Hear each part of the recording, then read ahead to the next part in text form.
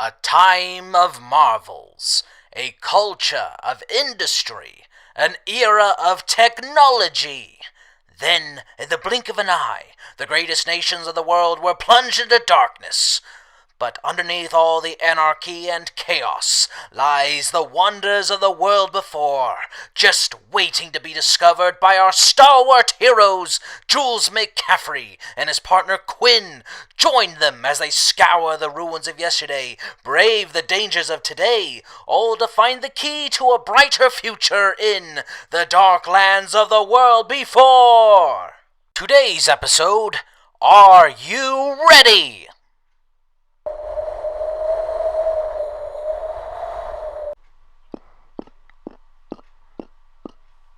Hey, hold it there, stranger.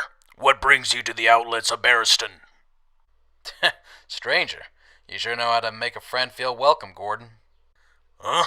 I know that voice. Is that you, Jules? The one and only. Sorry, didn't recognize you with a scarf. Head on inside before it gets dark. Oh, but before you do, look out for Samson. He's not too happy the way you two left things the last time you were here. I have no idea what you're talking about, but hey, keep up the good work. What do you take me for, schmuck? A dang drill for all that? That dang drill comes equipped with a functional battery, you nut. So yeah, all that for this. A functional battery should make it cost less. If I took that, I'd be up to my neck in marauders. Throw in a cannon and I'll consider it. And don't you call me a nut. You're already a nut without a cannon. Giving you one would be assisted suicide. How dare you! Whatever happened to the customer is always right. It died with the rest of the world. Just take your junk and get out. I'm getting too old for this. Who's in charge around here? I want to speak to him. What are you doing with that? This is Mr. Colt. He's the boss around here. Canon or no, he always has the loudest opinion. Now, you see that door? It looks a lot nicer on the other side. Go and take a look. Get out of my way! Friendly as ever, I see, Malice. Mr. Colt, always a pleasure. Back already, McCaffery. I didn't think I'd be seeing you around after that stunt you pulled with Samson. I have no idea what you're talking about. I brought you some goodies from Vegas. Lots of trash among the treasure, but when I find the gold, it will glimmer. Unfortunately, today, we have lots of bronze and silver. What? These swords came straight from the arms of the knight sculptors at Camelot. Pure decoration, I'm afraid, or melted down for the metal. If I even tried sharpening these, they'd snap in half. Okay, well, what about the Miss Sweetie statue? Not worth much without Mr. Sweetie. Fine, good point. What about these goblets? They were popular souvenirs for Camelot's jousting tournaments. An old pal of mine just found a whole truck filled with these on the Gridlock. What, are you... Then what about... Look, I can get these from Prim for nothing. Those I can only use for doorstops. As for those, the only people who care about how they smell don't frequent the outlets. I'm sorry, Jules, but Vegas just isn't the mother lode it used to be. I figured as much, which is why I brought this. Well, blow me down. Are those... Straight from the distillery. They were worth 400 before. Now, aged by 100 years.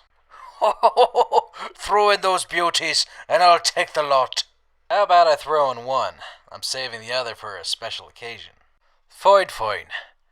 Here's me trade. Malice, you beautiful human being. Don't you lump me in with the rest of those flesh bags. Do you want it or not? A Ryzen energy taser with a full charge? Of course. Not so loud. This isn't the kind of thing you want to advertise, you nut. Well, it's not every day I get a piece of the greatest legacy of the world before. I wouldn't say greatest, but, to each their own. Thanks, Malice. Before I go, any chance that Carmichael's in town? I got some stuff I know he'll like, and I've been dying for some of his critter gumbo. He showed up yesterday with lots of fresh catch. Mostly scorpions, though. The usual. A little crunch and spice? Just what I like in my gumbo. Thanks again, Malice. Remember, moderation is key. Moderation is for wimps.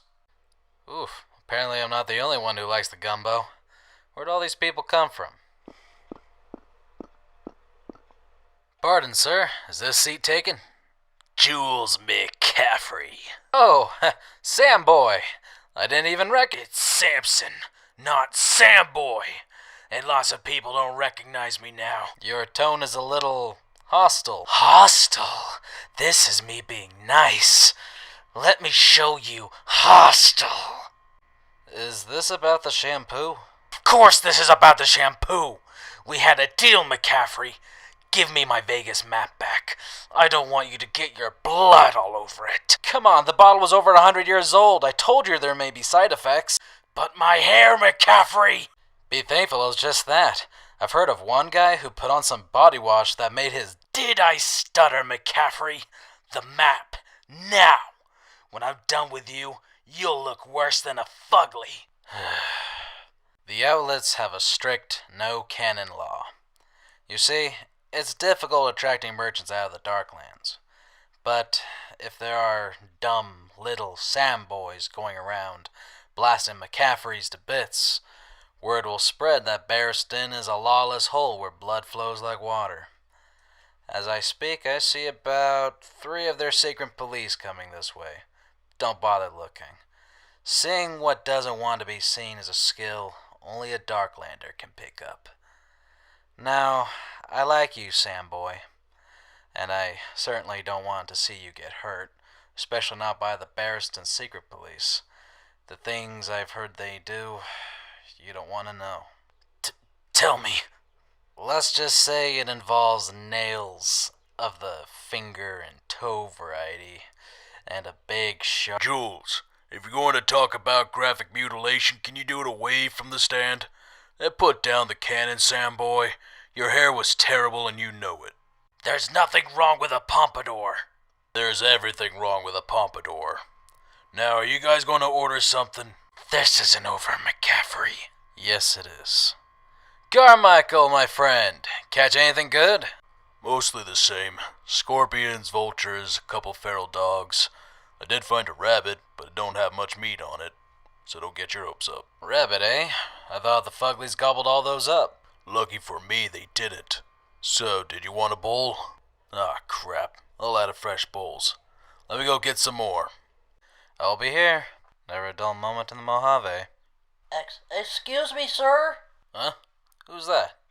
Over here. Please hurry. You shouldn't play around the cages, kid. Those scorpions are dangerous. Alright, where are you? I'm right in front of you. Wow, I have to admit, I've seen lots of weird things in the Darklands, but a talking rabbit. You take the carrot cake, my little friend. Please, sir, you have to help me. He's going to cook me. That does seem to be the case. I don't want to be eaten. I have too much to live for. Let me see what I can do. Thank you, sir. There you are. Admiring the stock? Yes, actually. I was wondering what you wanted for the rabbit. Well, it doesn't have a lot of meat on it, so That's why it's gonna be trail rations. Sorry, Jules. A lot of people got excited when they heard rabbit was on the menu. You said he didn't have a lot of meat on him. Where's the harm? The harm is my reputation. When I promise rabbit, people expect rabbit. Sorry, Jules, but you'll have to find your rations somewhere else. Well then, what... What about this? Is that what I think it is? Aged over 100 years. Only bottle of its kind left in the whole Mojave. Give me the rabbit and I'll give it to you. Jeez, I didn't know you liked rabbit meat so much. Fine. Give me and here's your bowl. Thank you. The gumbo smells heavenly, Carmichael.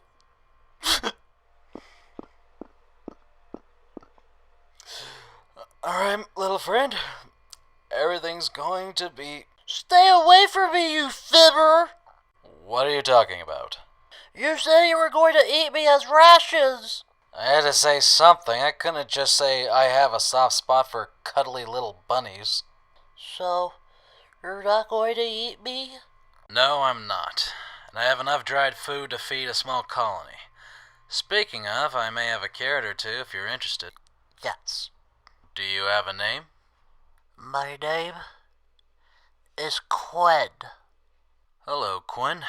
My name is Jules McCaffery. How about you and I get out of here? Okay. Jules.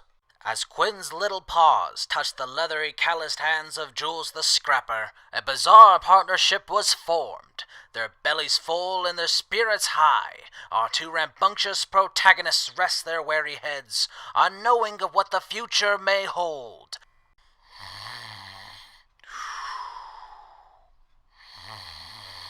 Good morning, Jules. Sweet mother of God.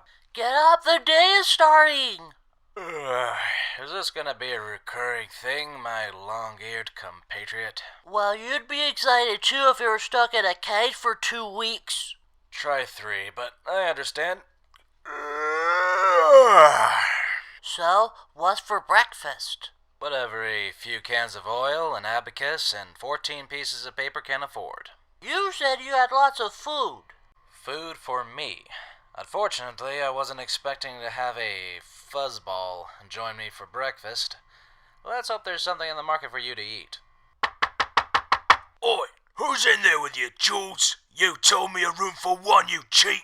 Good morning to you too, Polly. Out of the way, you scum. Who's in here? Look around, Polly. It's just me and... Don't you try and pull a fast one on me, you snake. I heard another voice in here. I was talking to myself. Good morning, Jules, old pal. What is there for eats? That sun is really cooking your head, ain't it? Like a well-done steak.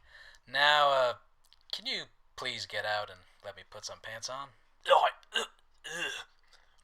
Watch yourself, McCaffery. Kind of hard to do without a mirror, Polly. I think it'd be safer for both of us if you kept quiet around other people, Quinn. You don't need to tell me that. I know you humans don't like mutants. Well, that's part of it. We humans are a little more complex than that.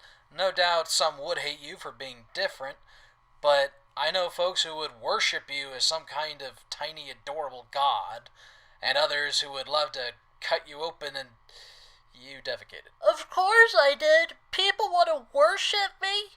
That's too much pressure. Anyway, all this talking isn't going to fill your belly any faster. Let me put on my pants and... where are they wet? I'm sorry, Jules. It was late, you were asleep, and I really had to go, and... It's fine. This morning could be going smoother.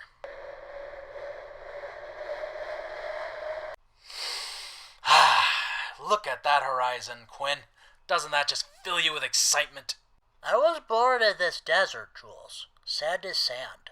How could you say that? Look how the orange bleeds into the sky as the dawning sun welcomes the day. It's a sight that promises opportunity. It makes me just want to chase that sun. Still just looks like desert to me. Never mind.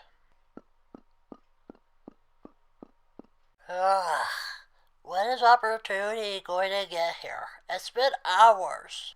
At my trade, Quinn, it takes a lot of time, patience, and no small amount of luck to find the good stuff. You just need to have a keen eye. A clean eye? No, keen eye. I mean, you need to know what to look for. The ruins of the world before are full of surprises. Aren't these cars from the world before?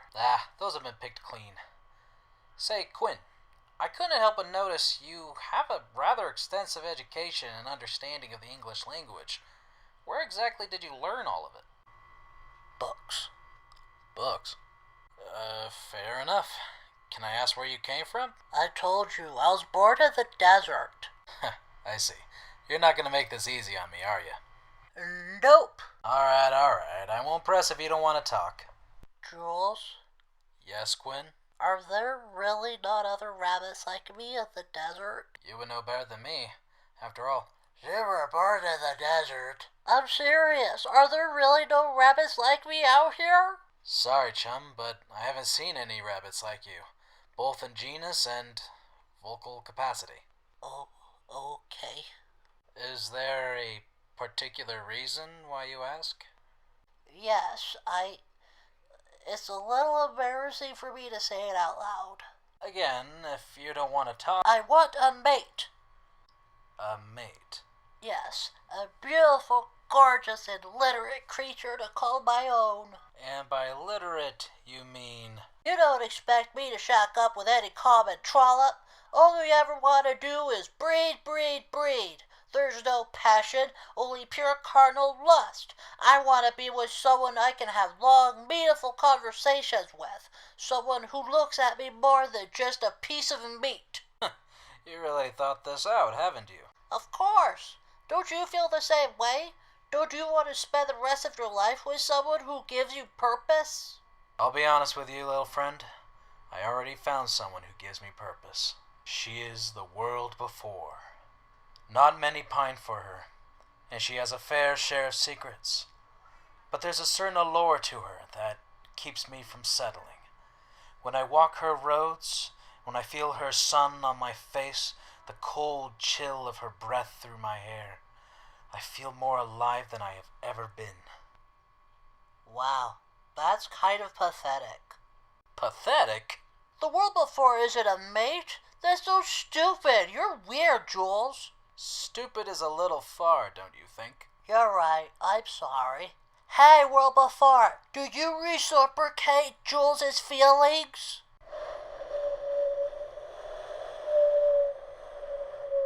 It sounds like she's just as weirded out by you as I am. Unrequited love is so tragic. Keep laughing, you brat. I hear rabbits' feet are good luck. My feet are good luck? That's stupid. It's something the people of the world before used to believe. Obviously, there isn't much evidence to support it. After all, I've got 4, and I'm not neck deep in treasure. The people of the world before sound like idiots. Idiots, far from it. They're the artisans of the world, Quinn. They built shining cities with buildings as tall as mountains that could pierce the clouds. They created advanced technology so far beyond our understanding and a vast network of information that they could access whenever they pleased. Then what happened? They became too dependent, too comfortable with their technology. They believed no force in the world could take from them what was theirs. I guess they were right, because ironically it was the sun that took it all away from them. The sun? Then the devils of mankind finished the job. The day the world before became the Darklands. We call it Black Halloween. Are you okay? So, Quinn, the point is the people of the world before weren't idiots. But they destroyed the world! Because where they excelled in intelligence, they lacked in wisdom. Kind of like you, Quinn. How dare you! Ah, you bit me! Because you deserved it, you creep! I ought to stick you in a stew for that. I don't think that would be very wise.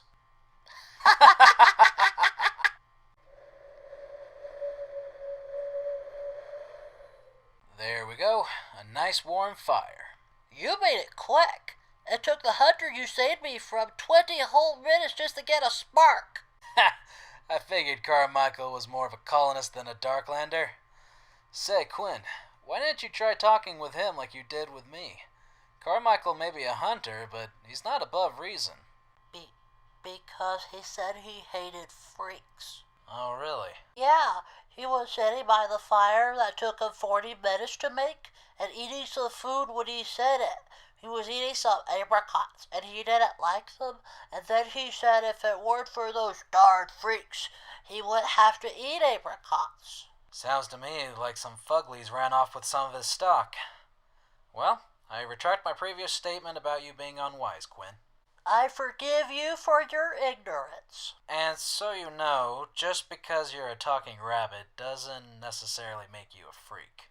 But you said there were people who would hurt me if they knew I could talk. There are, just like how there are people out there who would hurt me for being a Darklander, or even for being a man. But that doesn't make me a freak. A good word to describe you, my friend, is unique. Sure, not everyone will know the difference, but in my opinion, there isn't any similarities between you and...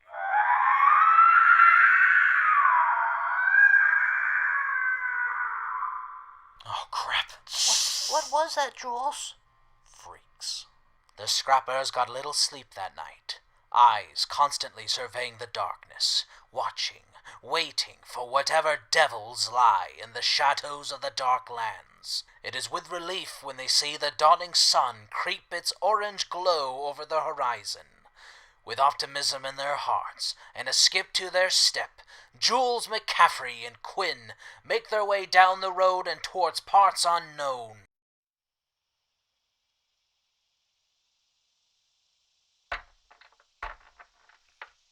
What are these, Jules? Oh, Roaring Roy Warren. Oh, I remember these. These are educational discs. They teach you things about the Darklands. They came in really handy in my early days. Did you want to listen to one? Roaring Roy Warren. Here, let me get you started. Okay. Red light's on. What is that? Oh, it's recording. So, you want to be a Darklander, eh? You have glowing aspirations about sojourning into the ruins of the world before to find that last great treasure. You think you can just grab a bag of all the essentials and go stomping around the desolate streets of the Republic or the States without a care in the world? Well, sure, go ahead, knock yourself out. Just don't expect to live long. Now that I got your attention, I'm sure you're already well aware that the world out there isn't an easy one, no matter where you are. But your chances of survivability take a pretty big dip the moment you set foot in the Darklands. Now you're probably saying, please, mister, help me, I don't want to die. I'm not saying that. Well, my name ain't Mister, it's Roaring Roy Warren, and this is Darklander 101. In this series, I'll teach you a thing or two about the Darklands of the world before and the dangers you can expect to find out there, starting with Fuglies, the devils of the Darklands. Pause for effect. This is a relatively easy subject to bring up because everybody at some point in their lives has encountered Fuglies one way or another. They're out there, skulking the shadows by night, rampaging the waste by day, driven by the sole desire to eat, sleep, and procreate. But what exactly are they?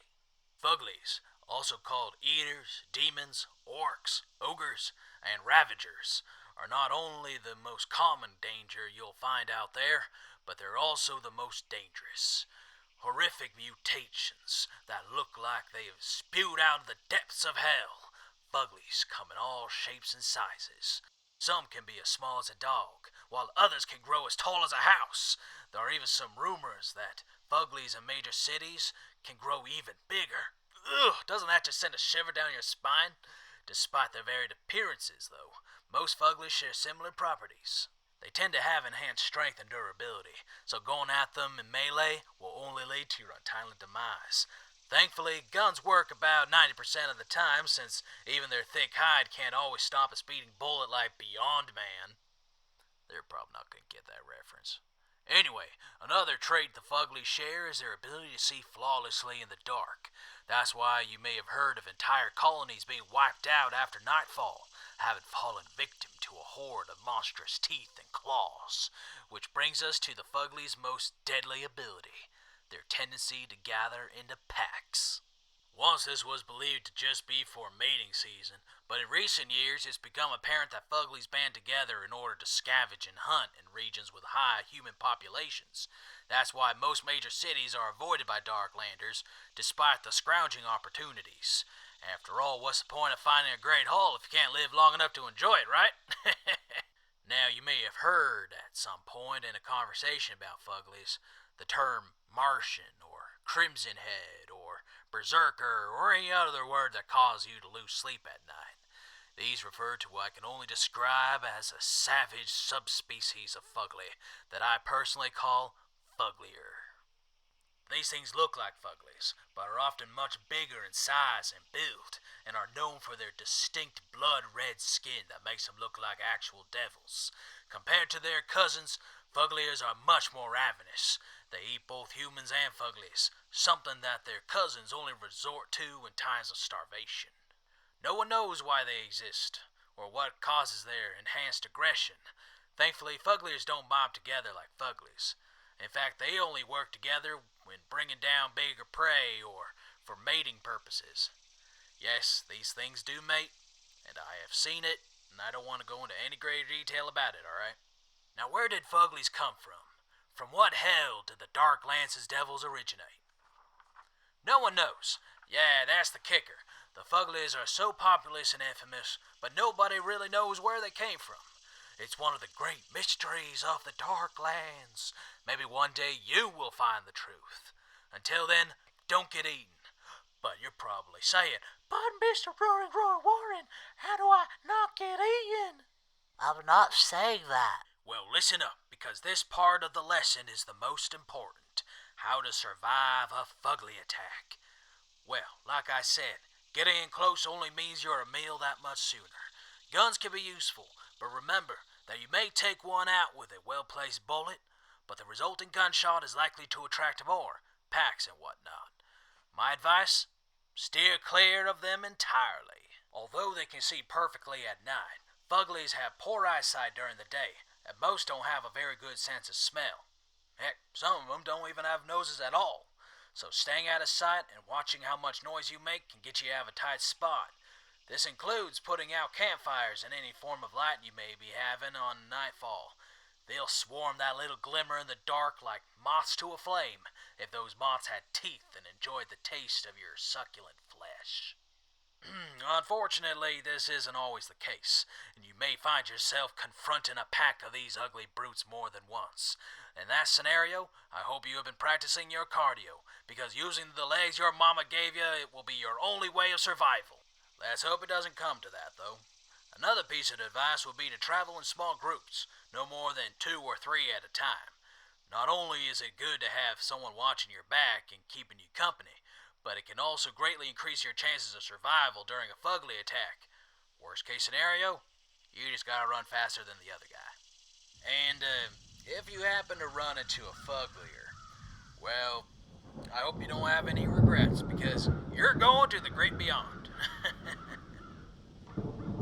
That's all there really is to say on the matter, at least as much as I have to say. Fuglies are brutish mutations with a love of eating bloody, gory meat and making more of their foul, beastly species. Fugliers even more so. They're a threat to be avoided at all costs, regardless of what kind of weapon you're packing. Don't listen to those blades don't need reloading wannabes. In my opinion, undevoured skin don't need patching. Now, if you found this disc informative, I've done lots of other lessons that will prepare you for life outside of your cushy colony. Keep on the lookout, and I'm sure you'll survive. Hopefully. I'm Roaring Roy Warren, staying safe, staying strong, staying smart. Good luck out there. Do you have the next one, Jules? Sure do, but it's time to get moving again, buddy. Another time. Okay. That guy was weird. Yeah, most Oregonians are. I don't get it.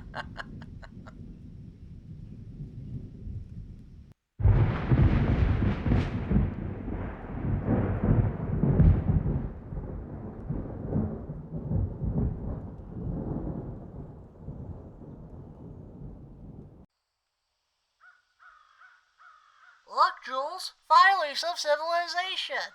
That would be Hess, the last major city in the high desert. I should let you know that this place isn't the most hospitable. It's no Barristan. When they want to eat me, or cut me open, worship me? More like they'll want to put you on display and charge top scrap for people to look at you through glass. And maybe worship you. So why are we going there then? Besides my dogs barking, my friend Guillermo sells some of the best hooch in the Republic, and between now and Vegas, it's been more than a week since I've had a decent drink. I don't hear any dogs. Don't you worry your little ears. We'll be off in the morning. Well, butter my butt and call me a biscuit if it isn't Jules McCaffery, fresh from the Darklands. Oh, and I see you brought a little friend. Good afternoon, Guillermo. Yeah, this is my little rescue. His name is Quinn. Rescue is right. I didn't think there were many animals left out in the Mojave. Then again, when was the last time you set foot outside of Hess? Fair point.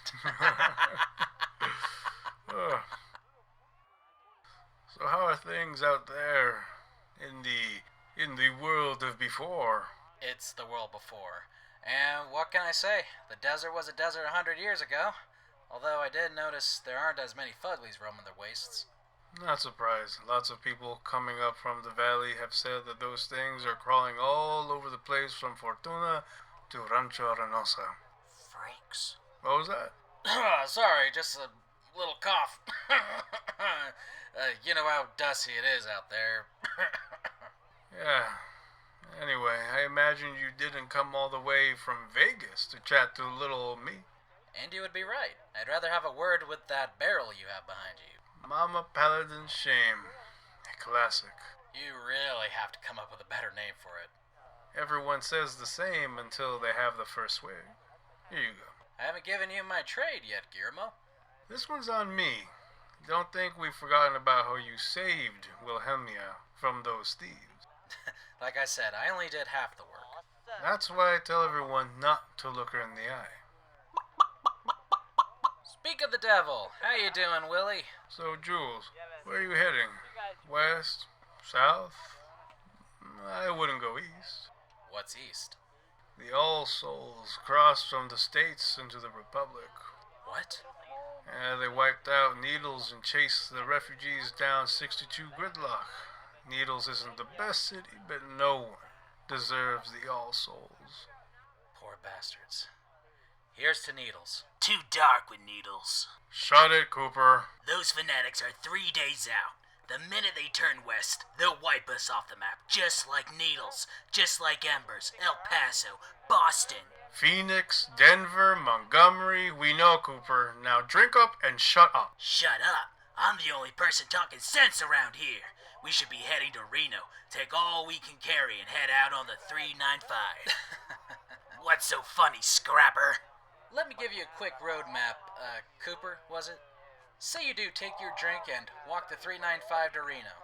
If you somehow pack enough food and water to survive the 7-day journey through harsh, unforgiving desert terrain, you still have to deal with the Cusco County exploders with their 17 tons of military-grade explosives. Now, if you manage to crawl out of that canyon with all your limbs attached, you have the Blacklock Pass from One Pine all the way to Ron's place, a 150-mile stretch with as many Fuglies as the Mojave has fire ants. Then, you have to get through the Pentagram Canyon, where the 5 satanic marauder groups have been fighting a raging war for the last 50 years. Oh, and they're cannibals too. That's why the 395 is called Long Pig Highway. Why Long Pig? Do you really want to know? No. Guillermo, I'm gonna go. Leave the glass.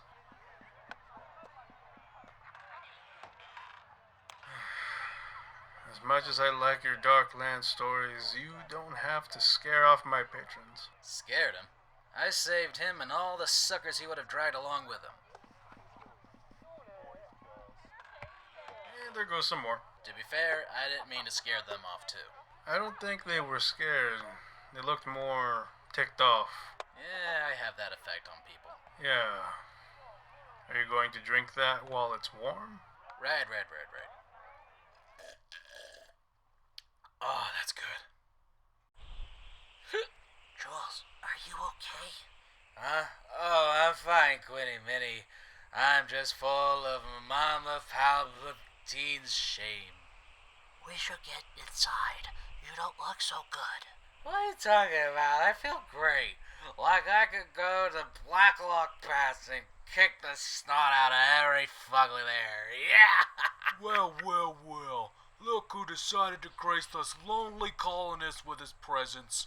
The dirty, low-life scraper. Scraper? It's Scrapper, and you and your buddy should learn that. You should learn to keep your mouth shut. Cooper! Sorry for scaring you earlier. I did. Excuse me, sir. You appear to be holding my lapel. Cooper said to keep your mouth shut. Good work, Leland. He felt that one. Jules! What the bunny talked. Quinn. Keep away from him, or I'll bite you. It's a freak. It'll go great in a stew. Hands off the bunny. Ah, my arm! Do I have to do everything myself? Jules! Get off him! Back off, Leland, before Cooper's neck does a 180. You Darklanders are all the same. Violent, compulsive. You morons attacked me and mine first. You come into our town, insult us. You Darklanders think you run the world. You're no better than the all-suck. I said let him go, Scrapper! You think that cannon gives you power over me? When you've stared the Reaper in the face as often as I have, you don't blink at the sight of something as pathetic as a trembling colonist with a cannon. Okay, just don't hurt him, please. Leland, you piece of crap. First rule my dad taught me. Don't pick a fight you can't finish. Haha, you fool. What? Leland, there's no bullets in this. Second rule my dad taught me. Know the difference between a loaded cannon and one that's not. We're going to tell everyone about you. You and your little freak rabbit. Really? And who's gonna believe you? Your man Travis should get that arm looked at. Come on, Quinn.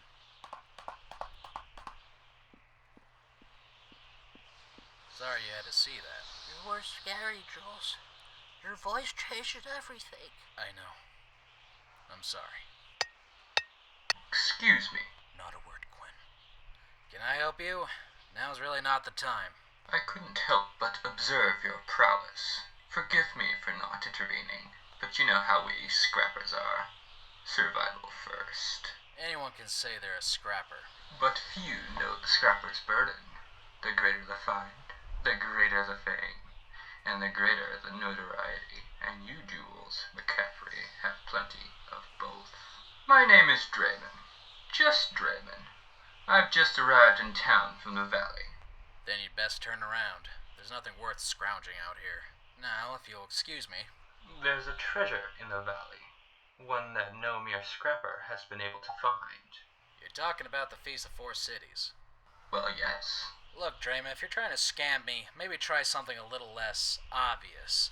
Scrappers have been combing the valley for over 70 years, and yet not one of them has found a bundle of food so massive it can feed 4 cities. So how about you, piss off? I know where it is, McCaffery. Did I stutter? The Sunnyside Factory in Rancho Arenosa. Now you're getting on my nerves, Draiman. Manufacturing site and distribution center. Reinforced doors and windows. All entrances electrical, meaning... Black Halloween would have sealed it. Precisely. If you know all this, why haven't you gone after it, fellow scrapper? I'm no fighter like you. If I found it, managed to breach it, and was able to uncover the Feast of Four Cities, I wouldn't be able to hold on to it. The fame would be nice, but the notoriety would kill me. Like you said back there, I was taught to pick my fights, and this... I don't have this. Rancho Arenosa, you said? Maybe worth checking out at least.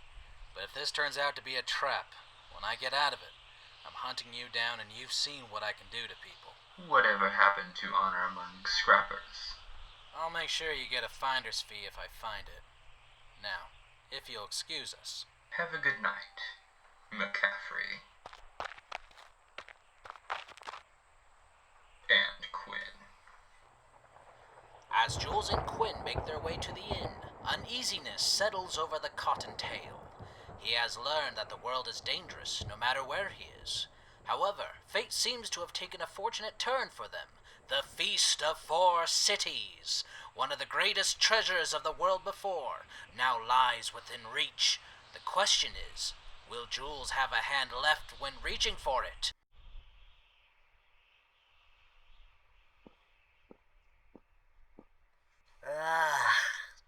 Did we have to leave so early, Jules? I was having the best dream. Yeah, sorry, chum. Cooper may have been an idiotic ignoramus, but apparently he somehow has lots of friends. When you went blabbing about a talking rabbit, I thought it'd be wise for us to get out of Dodge.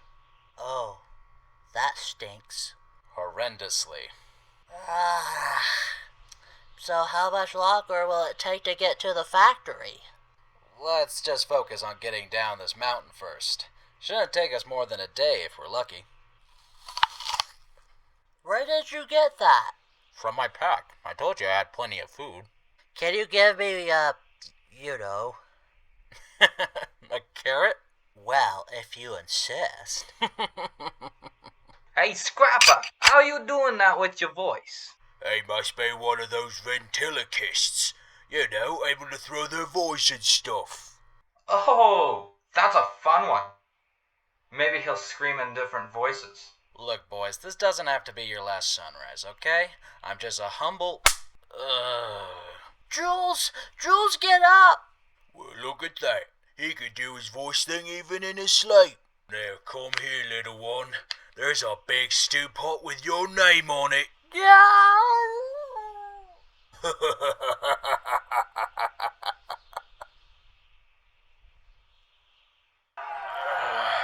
Who's the wise guy? Looky there, the meat stirs. Showman. You know who we are, meat? And you must know why you're here. Yeah, I know who you weirdos are. A bunch of good-for-nothing nobodies with nothing better to do than to kidnap folks from the Gridlock to make them run a series of grueling... Well, this meat sounds tougher than the usual selection. But nope, the only thing behind that door is... Oh, boy. What do you think, Eric? I don't know, Donnie. There's not much to work with. But Barnum said we had to feed the whole camp. Oh, but look at this. Cactus, potatoes, veggies, and there's barely enough to feed me, let alone 14. Well, what about Kai and Norman's catch? I was saving that for my rations tomorrow. And if Barnum catches you hoarding food again? You're giving me a headache. I'm gonna need another rush. Another one? You've had 7 today. Fine, then split one with me. I've already had 3. Well, if that's what you... Fine, give me half. That a boy. Oh, even with half, that's good. You lightweight. Now let's see what we're working with. Ow! What is that? Did it just talk, Eric? No, that's impossible. Rabbits can't talk, Donnie. Then it must be the rush, right? Benny must have given us a bad batch. I am Quinn. Benny, what did you put in this? Wait, Donnie. That's not right. How can we be having the same hallucination? Because you split the rush, remember? He has a good point, Eric. This is bad, this is bad, this is bad, this is bad, this is bad. You should probably get help before your brains turn into goo. Does Rush do that? It might.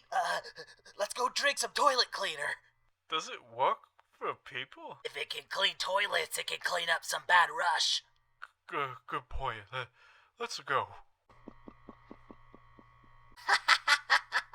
Suckers. Now I gotta find Jules.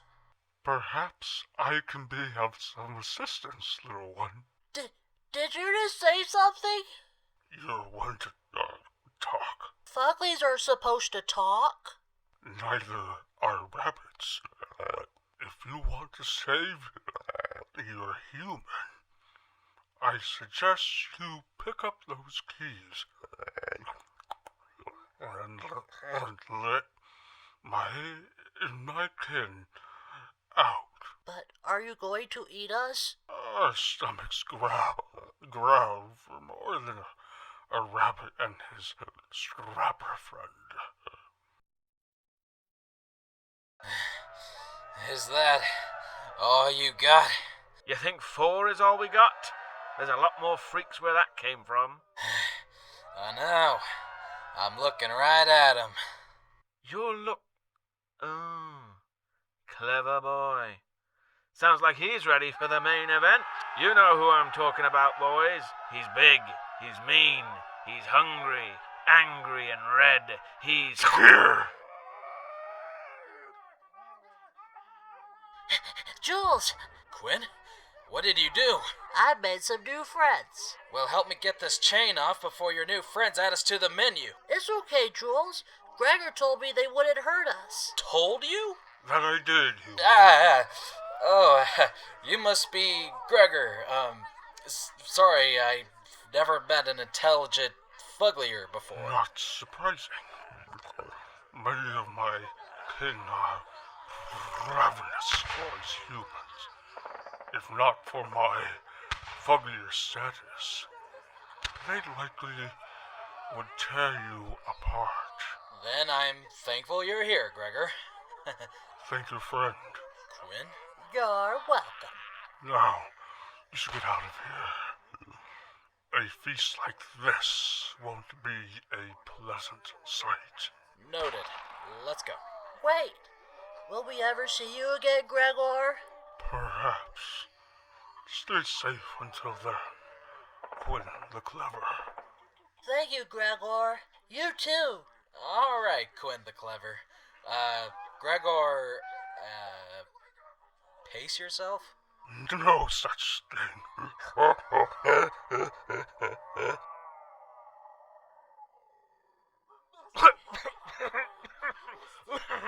This isn't happening. This can't be happening. You're freaks. Monsters. Scum like you made us into monsters. Now, watch us live up to the name. Get away from me. Get away from me. All of you. No! As the sun sets, Jules McCaffery is the only one to leave with a bad taste in his mouth. His whole life, the monstrous mutations of the Darklands were mindless killing machines, but not anymore. As he and Quinn depart the camp, the echoes of the grisly buffet haunting his every step, Jules questions whether he just witnessed the rise of humanity's greatest ally, or its ultimate destructor. Are you sure I can't go with you to the market, Jules? Sorry, Quinn, but these valley folks can be grouchy. I just don't want us to get into any more trouble. Well, what am I supposed to do until you get back? How about another disc from Roy Warren? I guess so. Come on, Quinn, don't be that way. Here. I'll be right back, okay? I'll be here. Hello, my name is Roy Warren, and I like leaving my stuff alone with Garrett and taking long baths while singing like a banshee, blah, blah, blah, blah. I didn't touch it. You swear? On my mother's life, Roy. The spring rain addict who disowned you? Isn't it recording? Is it? Oh, crap. Back for more lessons from good old Roaring Roy Warren, Darklander extraordinaire. Sure, why not? Who am I to refuse a needy soul? Today's lesson is all about, bots, the remnants of tomorrow. Like the Fugly, bots are only one of the most encountered adversaries a Darklander can find. You can find them in most cities in both the States and the Republic. Essentially, what these things are mechanized servants built by the people of the world before for various reasons. They still exist to this day, either laboring or surviving. You see, there are two types of bots. In the States, you'll find the servitor bots, mindless machines performing their programmed tasks until kingdom come. Depending on said task, you may find yourself in for the fascinating sight of a metallic man trying to bust tables with no dishes, cleaning shattered windows, or tending dusty cash registers. On the other hand, you are just as likely to find yourself in a full sprint as you try to outrun the overzealous customer servants, who think that showing you where the potato chips are on aisle 17 also includes ripping off your legs or stocking the shelves with your internal organs. You think I'm joking? Republic bots are a completely different sort, and arguably the most dangerous of the two, because unlike servitors with their simple programming, Republic bots, or RBs as they're called, are more sophisticated. If not for the fact that they're, well, bots, one could easily mistake them for another human being. Yes, the nuts and bolts would be a dead giveaway. Garrett! Where was I? RBs. Thank you. But it's because of these traits that make Darklanders consider RBs to be more dangerous than servitors.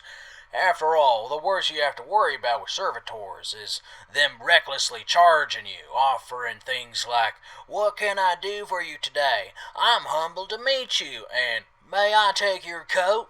However, if you take off an RB, it'll follow you to the ends of the earth, able to think tactically and attack you different ways, even psychological. But vindictive RBs are rare, thankfully, thanks to the fact that the Republic programmed them to be helpers for humans, as long as it doesn't cause personal harm to themselves.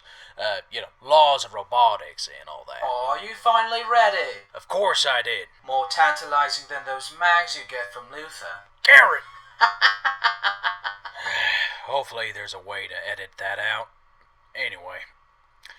Now, a question you may have is, how RBs were unaffected by Black Halloween?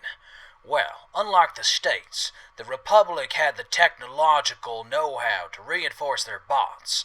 Still, there are some exceptions to this. Most Californians will remember the Veers Empire, led by Liege of Veers, an RB warlord who assembled an army of servitors.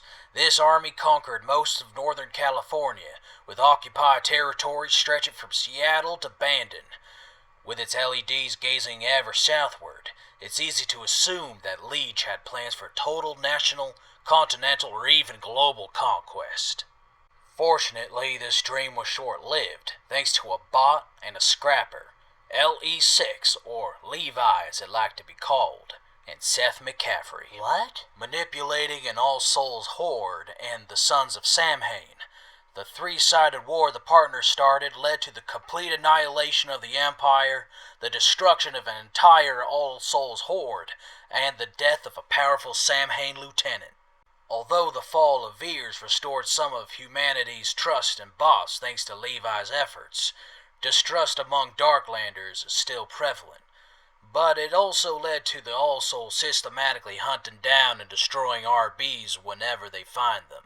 Essentially, what you can take from this lesson is that bots, unlike Fuglies, aren't all bad, much like people. But also like people, it'd be wise to keep your distance. Let them approach you first.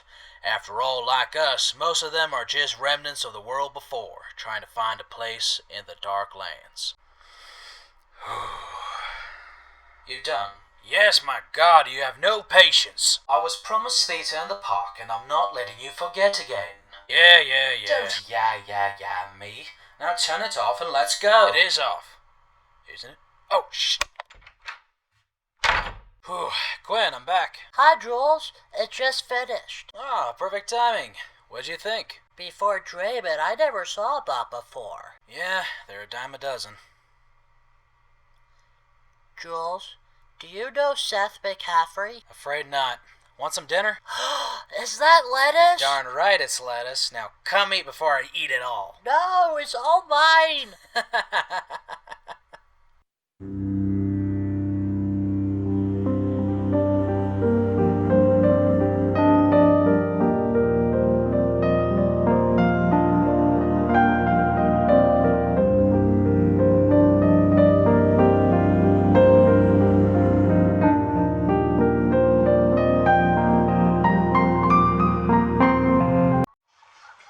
Darklander.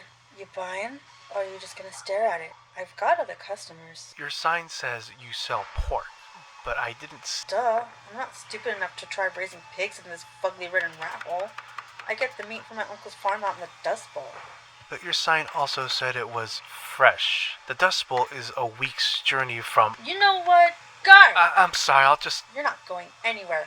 Who do you think you are? He is the guy who may be shutting down your little town if you don't play nicely, which would be a shame.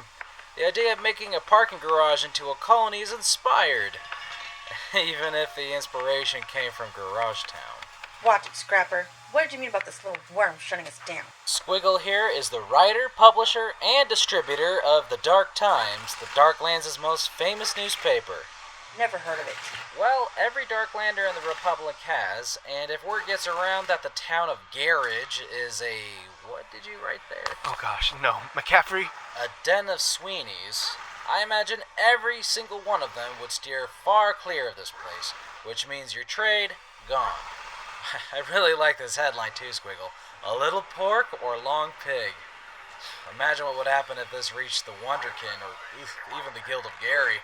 Their paladins would just... It's raccoon! Just raccoon! My uncle lives in Rancho Arenosa. He raises them, but no one gives good trade for raccoon meat. And we give no trade for lies. Please, you can't post that article. Garage may be a cesspool, but they don't ask questions. If you expose me, I'll be ruined. Here, take all the jerky I have. That'll do. We'll be off then. Here's your notes back, Squiggle. Thank you for your custom... Why do you always have to aggravate things, McCaffery? I don't like con artists, and she was being mean to you. But you just conned her out of her jerky.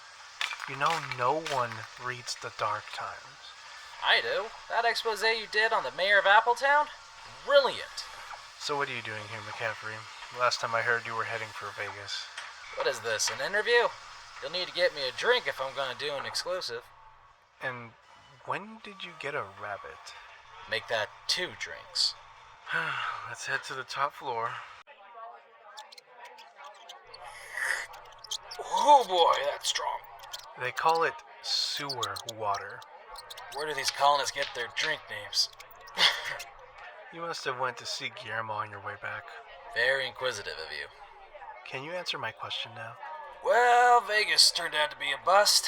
Nothing but crazy bots and cheap loot. The only thing that made the trip worthwhile was a couple of bottles of Corleone wine I found in a decrepit house. Oh, those would have aged beautifully. What do you want for one? Sorry, they're gone now. One went to Malice and Barristan, and the other paid for this little guy. No offense, but top shelf wine from the world before for a rabbit sounds like a raw trade. Be nice, Squiggle. You don't have a lot of friends out here. Sorry. So, if Vegas was a bust, why come back to the valley? Lawrence told me you went on a 2-hour rant about how terrible the valley is, how there's nothing here but grumpy colonists and fuglies, but how there's no decent... You gotta lead. Very inquisitive of you. Well, what is it? Is it a secret? Come on, tell me. Like I said, no one reads Dark Times, so your word is safe. That is extremely depressing, Squiggle. You may be hunting down the last great treasure of the valley. Come on, McCaffery. I swear, you're like a pug normally, then become a dank bloodhound when you smell a story. McCaffery. Alright, calm down. I'm taking a stab at the Feast of 4 Cities. That's never good. What did you say, Scrapper? He said he's going after the feast. Get that scum out of here! Whoa, let's just relax. You heard him. Get lost, Scrapper. You're going to listen to a drunk? That drunk is our mayor. Of course he is. Get out! Doom follows anybody who seeks the feast. What the heck does that... I don't repeat myself, Scrapper. Alright, I'm going.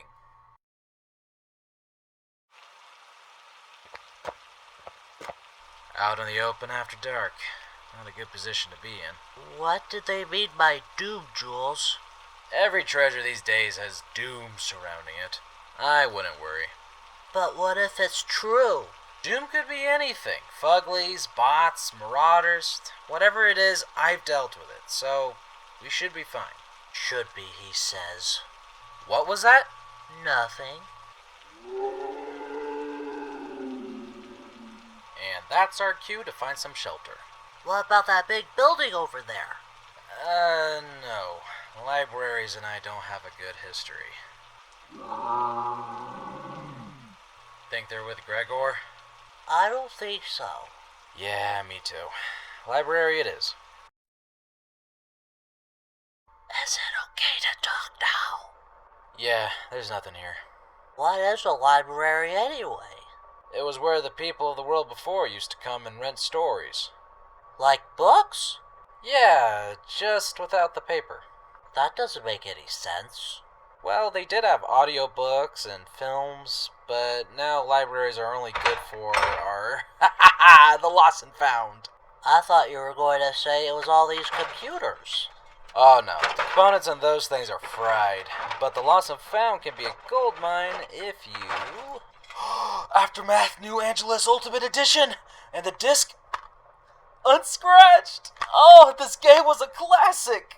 A game? How do you play? The NCD3. Hardware is dead as those computers, but there's still collectors and game archivists who would trade top for this. You're all sweaty. Phone, digi-watch, plenty of hairpins for picking locks. What about this little sparkly bag? Good eye, little buddy. Purses are often full of... pharmaceuticals. Like Rush? Painkillers, muscle relaxers, the kind of thing I can use if need be. I stay away from drugs, both in trade and practice. That's a weird-looking pen. Pen? Oh, my, it's a good find. Let me just put it away. But what? You know, Quinn, a good scrapper needs a good satchel, and I think when I adjust this strap, this purse is a perfect fit for you. Really? That's right, and whatever you collect, I can trade for anything you want. Maybe some kibble, carrots... Goggles? Goggles? Yeah, goggles. Like yours. You want your own? The sun and the dust hurt my eyes sometimes. And I think they look cool. They are pretty cool. But I don't know if they have ones your size. Oh, okay. But, if we get enough good scrap, we could commission someone to make a pair for you. Really? Absolutely. Now, it's getting late, so let's just pack it in for today. And look, I got some of that newspaper you love so much. I can't believe it. Ah! Squiggle? Your rabbit, it can talk. No, it must be the bad rush you took. My body is a temple, my little friend. How long have you been there, Squiggle? You said it yourself, McCaffery. I'm a bloodhound when I smell a story, and then the moment you said you traded Carolone wine for a rabbit, I knew there must have been something special about him. And I was right. How is it possible? Are you a mutant? A fugly? Maybe an experiment? Did someone create you? Like some scientist? Like a Frankenstein situation? Please tell me, friend, little friends, please tell me. Please. Shh, you're in a library. You were followed. Who are you? Look at his neck, Squiggle. It's okay. It's all right, McCaffery. There's only 2 of them. No, there's not. Perceptive as always, McCaffery. John? It's been a long time, McCaffery. Not long enough. Evidently. All these years, and you're still scraping your knees on these dirty floors, wading through garbage. Although, it looks like you at least made a couple new friends. So, what's the plan, McCaffery? Yes, indeed. What is the plan, McCaffery? You gonna talk your way out of this? Use that silver tongue of yours to try and scare us away? Or are you just gonna beat us up, like last time we met? You broke my arm in 2 places. I still have no feeling in my pinky. Must make wiping difficult. See? That's what I mean by silver tongue. You always had a way with words, McCaffery. Although your inspirational speeches could use some work. Did I tell you this story before, boys? This man here stood right in front of 1,000 starry-eyed colonists, chest puffed out, clean-shaven. Looked like a hero straight out of the storybooks. And his speech, boy, you should have heard it. So powerful. They're human just like us. They bleed like we do. They hurt like we do. With loaded cannons, with burning resolution, we can outlast them. We can win.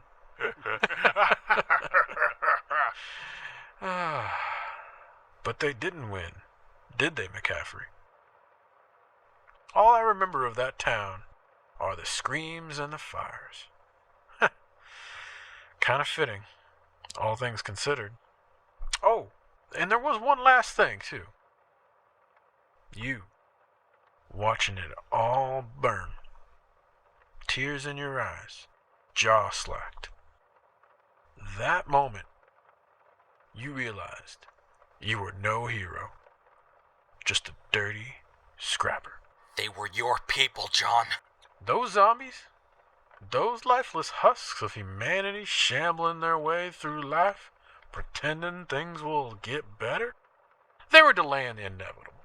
That's why I accelerated the process. And who are you to make that decision? I'm John of Embers, that's who. You took their name? That's right. The town of Embers helped pave the way for my rise, so I figured carrying its name would be a reminder to those who think to cross me. And to myself, so I always remember what it was like to be stepped on, cast out. Silence! What are you laughing about? You're right, John. I learned something important that day watching embers fall. I was no hero. Just a scrapper destined to spend my life wading through garbage looking for the next big find. That was an important lesson for me, and I thank you for teaching it. I'm going to repay you the favor tonight because, my friend, all this time you've been running your mouth, laughing maniacally, acting like you're some kind of super big shot killer warlord. But you and I know the truth, don't we? Your dad, the town drunk.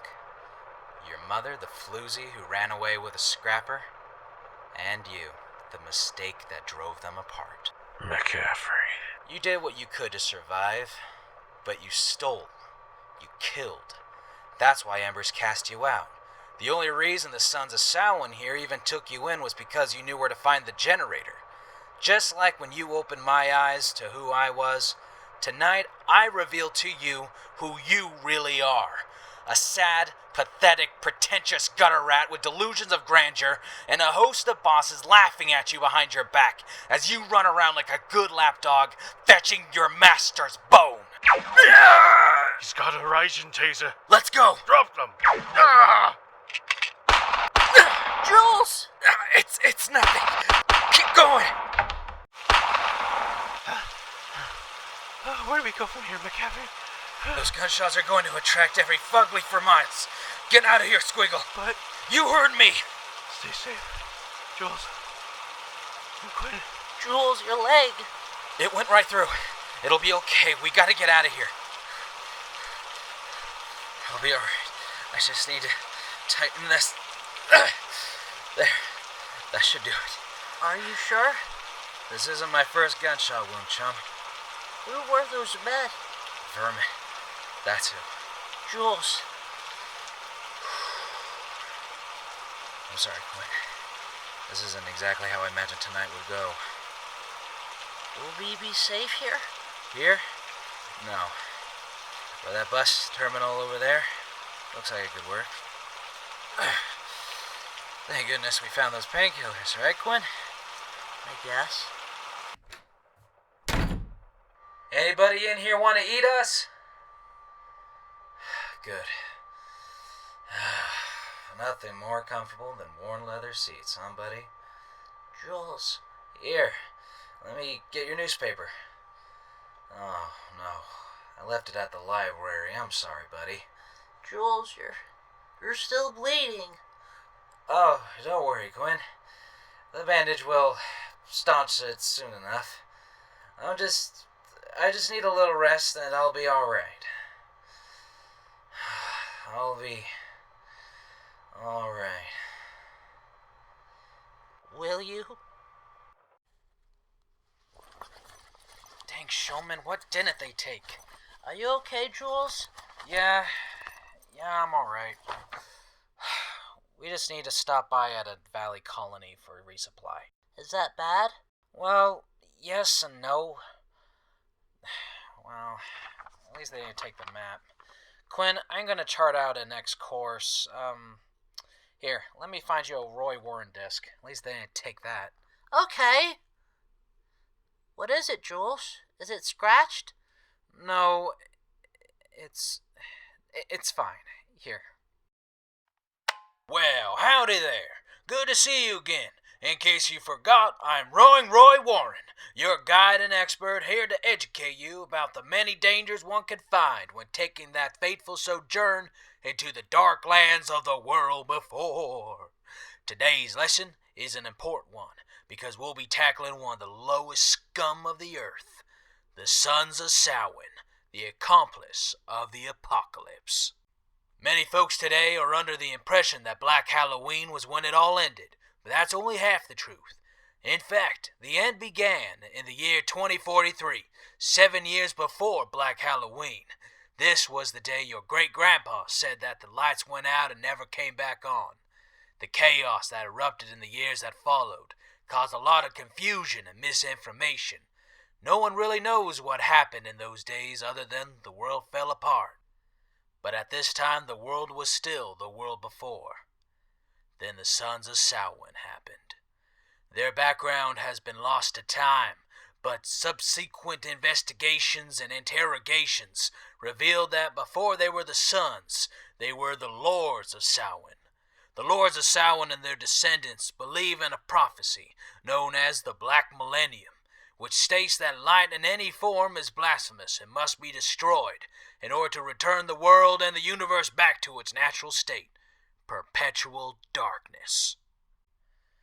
The 2043 blackout led to a massive surge of their numbers, as the Lords preached how it was a confirmation of the rightness of their cause.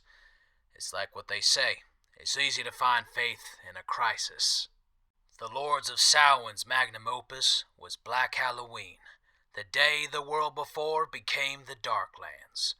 On October 31st, 2050, the last major sources of power in the world were wiped out by the Lords, and the last boot finally came down.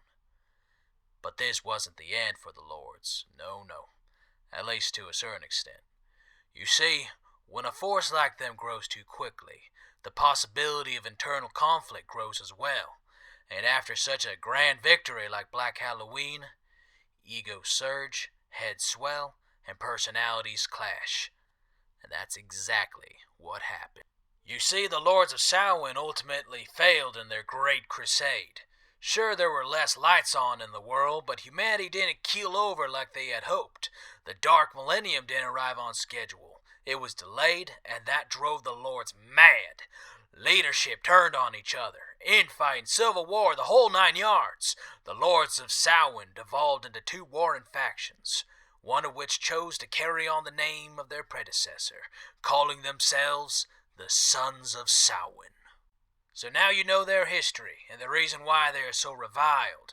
But what about the Sons of Samhain makes them so frightening to so many? The goal they have is to destroy all remaining light, one bulb at a time.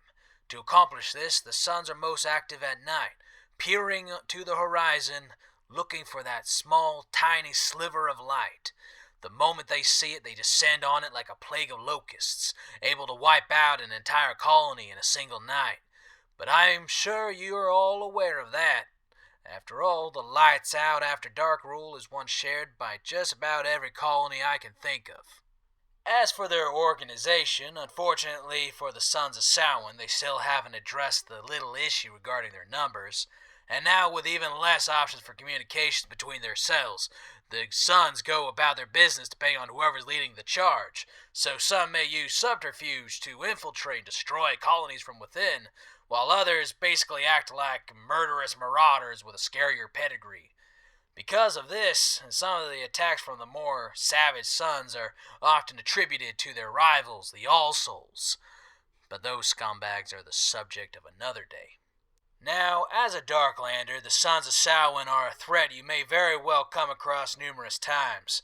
Thankfully, unlike Fuglies and bots, the Suns are a relatively easy threat to dispatch.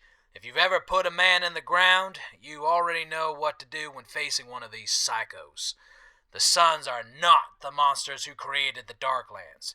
They're just a miserable offshoot using the reputation of their predecessors to incite fear in the hearts of Darklanders and colonists alike.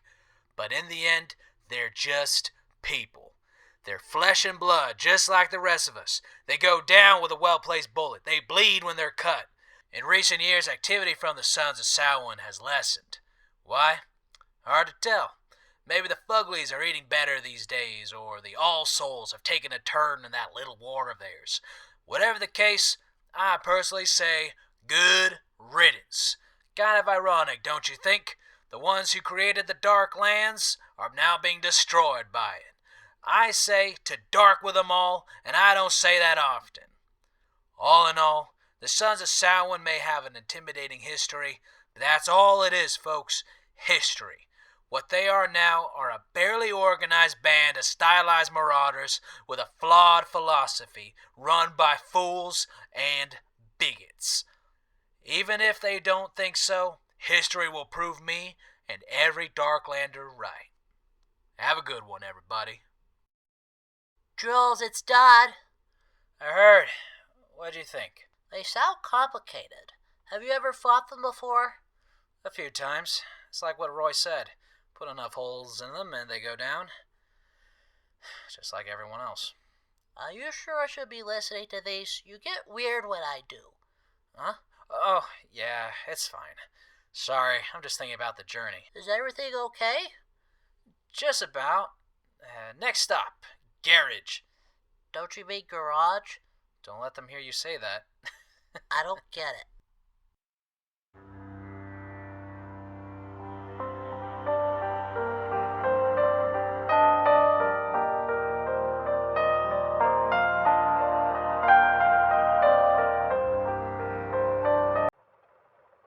Jules, your leg. It hasn't stopped bleeding. It's alright, Quinn. The bandages will... But they're not! It's okay. It's just a scratch. I can't just stand idle while Jules bleeds to death. I gotta do something. Quinn, what are you doing in there? Matches, I need matches, fire stuff, anything.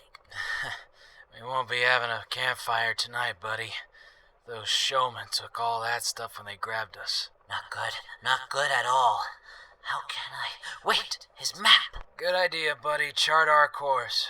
We'll need to get moving with my heel legs up. I can't go too far or else I may not make it back in time. Closest places are Helpful Hardware and the Foothill Mobile Home Park. There's gotta be something there. There's gotta be. Keep up that charting, chum. I'm just gonna have a little lie down, okay? Jules, hang in there. I'll be right back. I promise.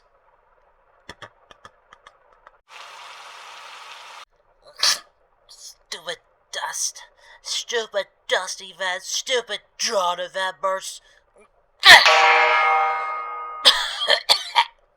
Stupid wolf before a barricade making me take the stupid dust events. Helpful hardware. More like unhelpful dumbware. Alright. I only have so much room in my pack. I need only the bare essentials. Matches, papers, something that burns. Who dares enter the hard lair of Captain Hardware? Is that you, Wrecker Shadow? Your hair may be best, but your personality will not sway me again. Or is it Nitrous Rad? I will ensure your engine of evil roars no more. I see. Too afraid to step out of the darkness. Perhaps it is Jackseptic with your plunger of plagues and your scrubber of scum, returning to replace my drinking water with toilet cleaner. Show yourself, villain! A rabbit? Yes, just a rabbit. Just let me. No. I won't be fooled again by your adorable ears, quivering nose, and beady eyes. I know your true self, Easter Brute. My nemesis. What? Ha! You've lost your power of telepathy. For so long you would torment me with your psychic mirages. whispering and keeping me up at night, but your power wanes, and now I will triumph in this contest.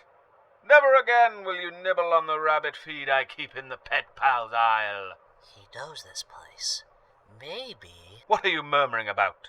What foul, notorious, inconceivable evil are you plotting, Easter Brute? Perhaps my powers wane, yes, Captain Hardware, but you'll find my intellect still far surpasses yours. Reveal your plot, villain!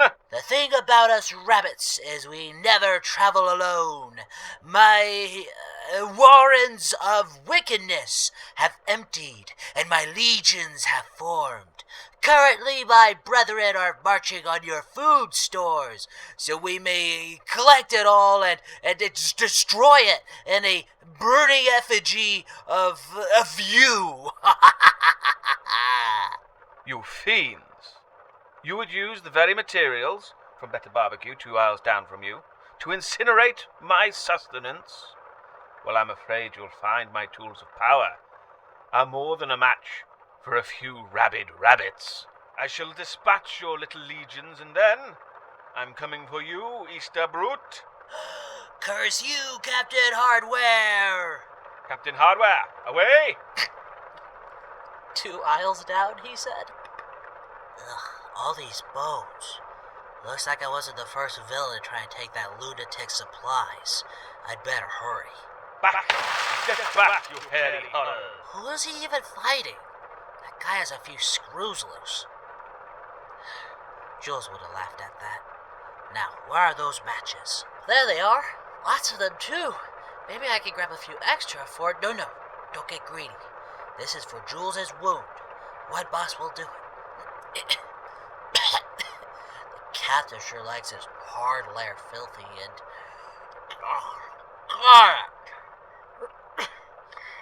There you go. Now I just... It's over, Easter Brute. Your legions were clever with their mold vision, but you'll find my stomach more than capable of processing even the foulest of food. That's disgusting. I see you found the matches. Good. I'm done playing nice, Easter Brute. Even the most righteous of heroes may break when faced with pure evil such as yourself. So, I'm going to cook you, Easter Brute, and destroy your malevolence once and for all with my iron stomach. Oh boy. Now, come here, you little... Your stupidity knows no bounds, Captain Hardware. What? I know that you know I am not your true nemesis, Captain. That title is held by another, one far more powerful than I. I can't believe it. You... He is here, Captain. He has been here all along. Mark of Pliers? I knew you would return. Our immortal struggle begins anew. Face me, you coward. Like a fiddle.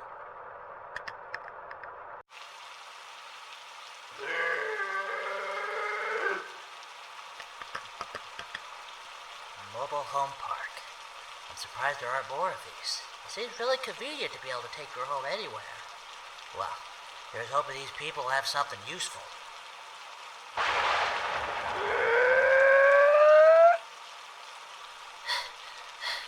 14 homes and not one unlocked door. And I thought Captain Hardware was paranoid.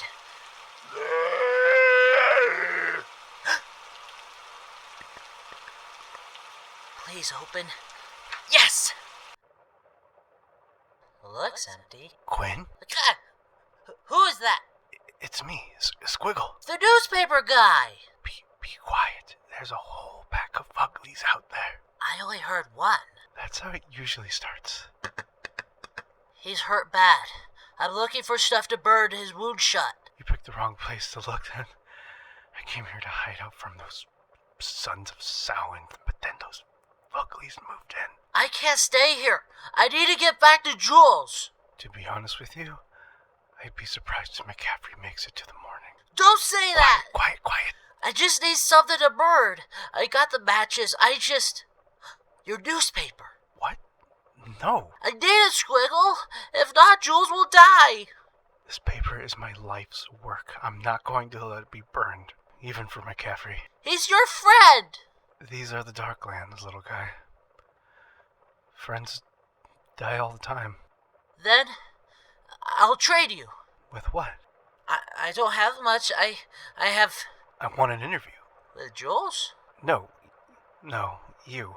It's not every day I cower in a puddle of my own making, talking to an intelligent rabbit. Gross. An interview, and I'll give you one of my papers. Fine, but give me the paper first. Why? Because I don't want you to get it wet with your puddle. Well, fair enough. There. Thank you. Wait a minute. My interview, we had a deal. You neglected to specify when. Dang it. Stay safe, Squiggle. Outsmarted by a freaking rabbit. What has my life come to? Sorry to pull a fast one on you, Squiggle, but I have to save Jules. Hello. Do you know Gregor? Yeah, I doubted it too. I can't leave it back to Jules. I gotta... Aha! I found you, Brute. Are you kidding me? And I see you've made an alliance with Dr. Wolf and his ghoulish school. You'll find I've bested these monstrosities before. Beware the wrath of my slapped hammer, fiend.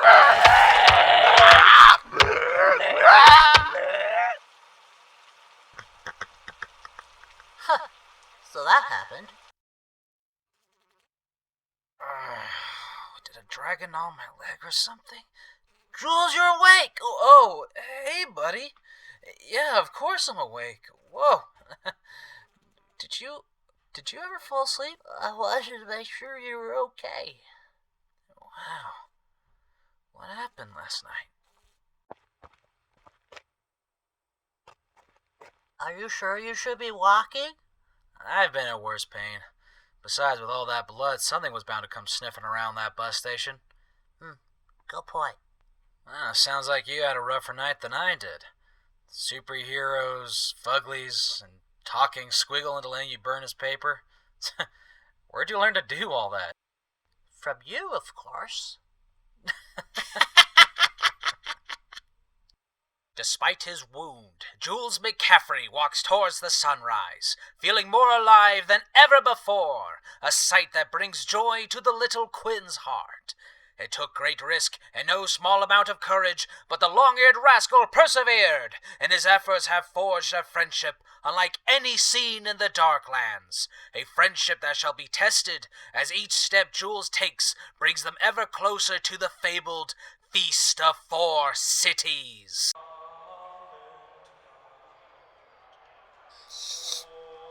Oh, that's so good. What do you call this again? Dribblers down.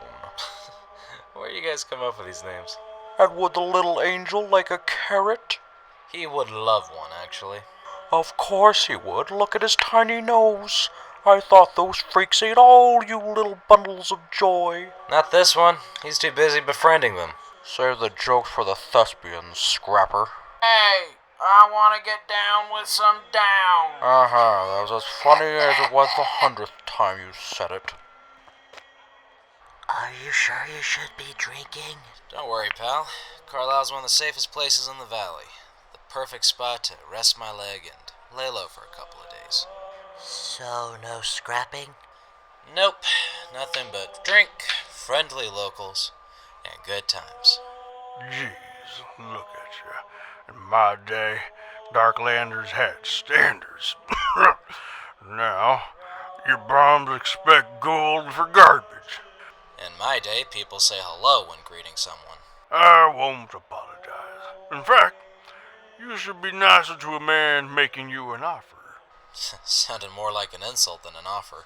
Alright, wise guy. Here's my offer. Some people are planning to off me tonight, and I need an outsider to investigate for me. These the same people who took your arm? As a matter of fact, yes. This is a long-term plot, and they're going to strike tonight. How do you know this? A captain of the guard doesn't get old by being stupid, son. Sounds about right. Well, You know Darklanders don't work for free. Oh, I know.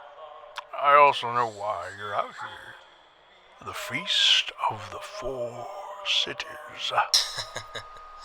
You are a sharp one. Save my life, Darklander, and I'll give you a ride to wherever it is. A ride? You're looking at the only man in 100 miles to have a fully functional Iglesias N20. 14 years of picking through old junkyards and car lots, and it was worth every tetanus shot. I gotta admit, that's pretty impressive, mister. Morgan Stoltz. Alright, Morgan. Where do I start? There's 3 conspirators. First, there's Hadley. He's our doctor. The friend was the one who amputated my arm. That way, the town's best cannon slinger had to step down from his position. Second, there's Wayne. People call him a postman, but I know he's really a spy for my enemies. He's been stealing mail I get from friends and family for weeks now. And finally, Mike, the skirm who collaborated with the marauders who put the bullet in my arm in the first place and usurped my position as captain. I know he's the one calling the shots. If these are all homebodies, why haven't you reported them? Are you deaf, son? They tell Mike and my enemies will know I'm onto them. Alright, fair point. I'll start with the doctor first, then. You do that. I'll be right here.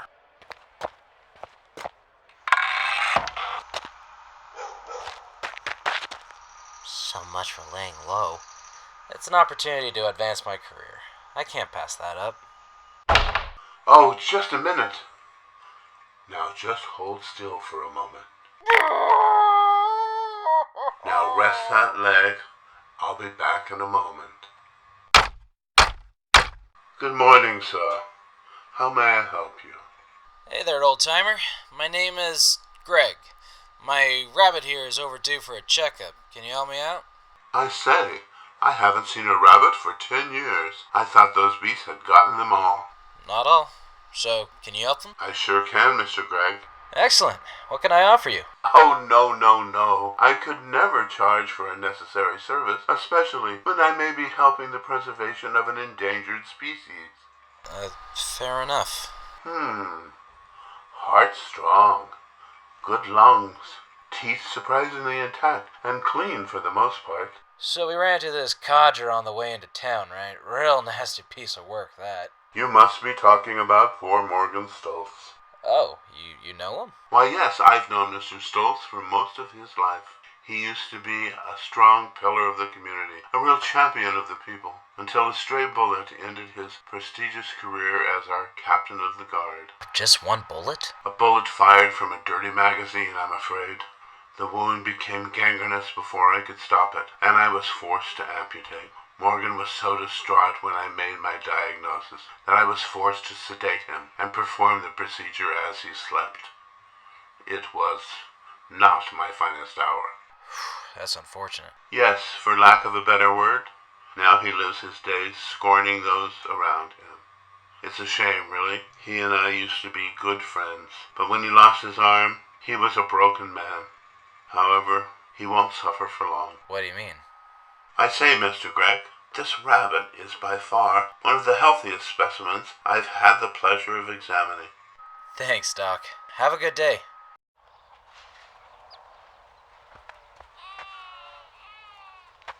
That was odd.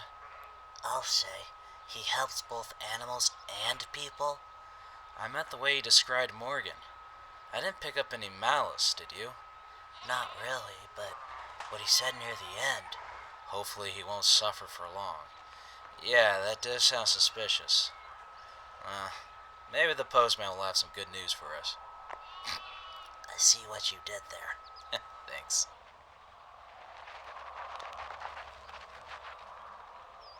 This is the 4th time in a row you've done this. It's not Theo, it's Teo. I'm so sorry for the inconvenience. It's just the names are spelled the same way, and... Get out of my face, you stuttering fool! I will. I'm so sorry again, Mr. Theo. It's Teo! Shoot. Not again. Hello there, mister. Whoa, sorry. Didn't mean to scare you. It's no problem. I'm just not having the best start of the day. Oh, sorry to hear that. I won't take up much more of your time. Morgan sent me to check on the status of his mail. Apparently it's been missing for quite some time.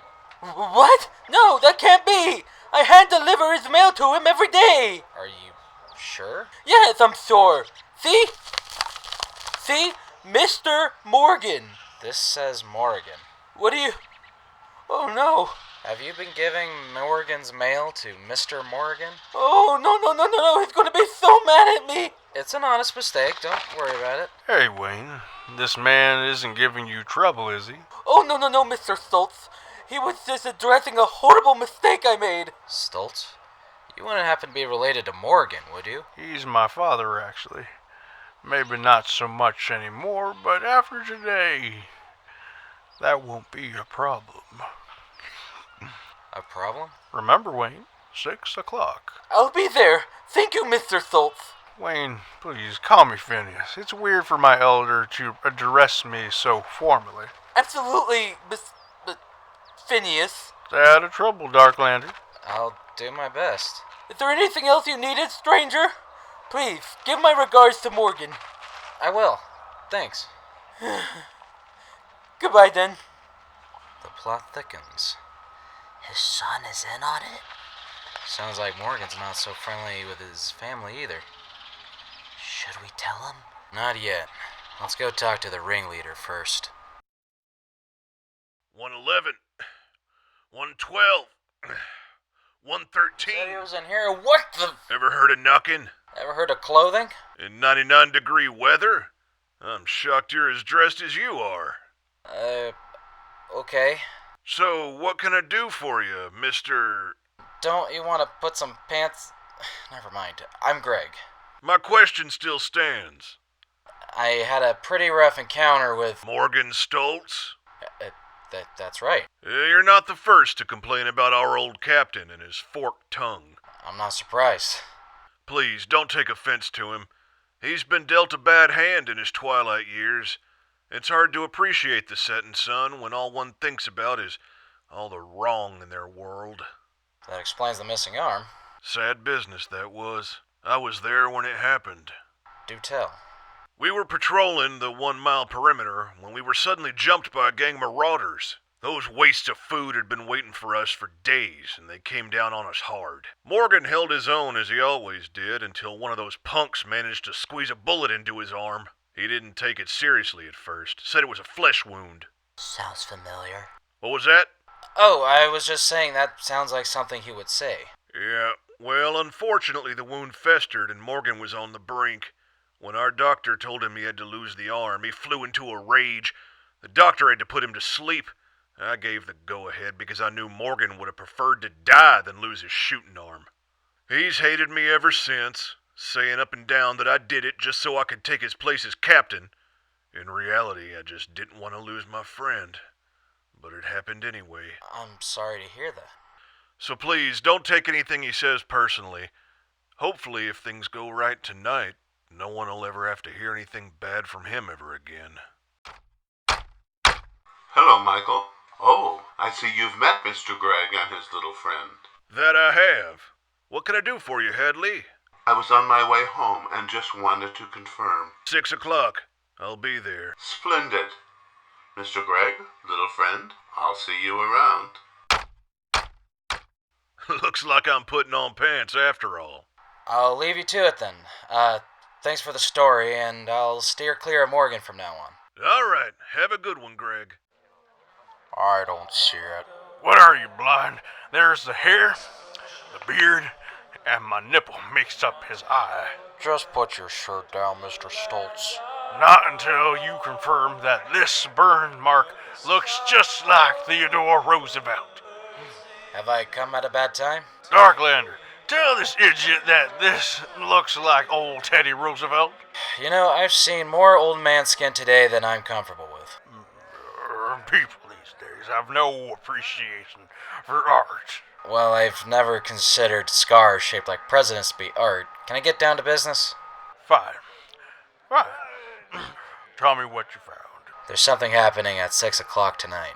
I knew it! But can I ask you a question? Are you positively sure these people are trying to off you? Oh, what did they tell you? Did Mark tell you how he tearfully told Hadley to take my shooting arm? Did Hadley tell you about him not sleeping for 4 days after he cut it off? Did Wayne say he just happened to lose all my mail over the past few weeks? Don't buy a word of it. They're snakes. All of them. Including your son? Clyde? Phineas. He's the one telling them to meet up at 6 o'clock. I can't believe it. My own flesh and blood. I brought him into this world, looked into those beautiful blue eyes, and when they first opened, now he wants to close mine? Morgan, I don't... Well, to dark with them all. Morgan Stoltz didn't live all these years in this god-forsaken cesspool to be done in by his own kin and his so-called friends. Now, let's just... Follow me, son. I'm going to show you why they used to call me Morgan the Maelstrom. It's 10 minutes to 6. We got plenty of time. Morgan, let's talk about this. I've been talking for years, Darklander. Now, I gotta do something. What do you mean by something?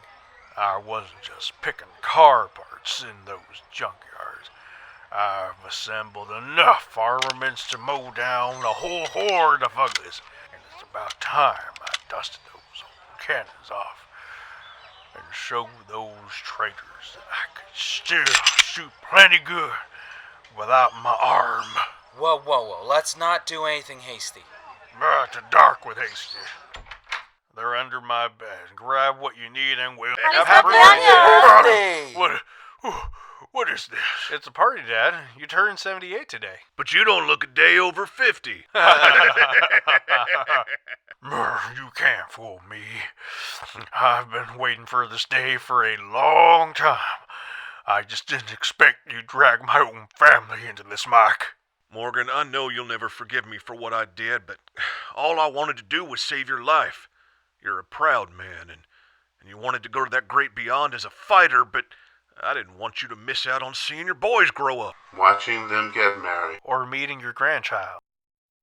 My what? It took us a while, but Beth and I... I'm 4 months along. I thought you were just getting fat. Dad. But why didn't you tell me? We sent you letters, but... They all went to Mr. Morgan Carter. I'm so sorry, Mr. Stoltz. So you're going to be a grandpa. Now, I do believe Hadley has something for you. Here you are, Morgan. Where'd you find that? We built it. Mike found the parts, and I put it together. We figured it'd be easier for you to hold your grandchild with 2 arms. I don't know what to say. Well, try it on. Like a glove.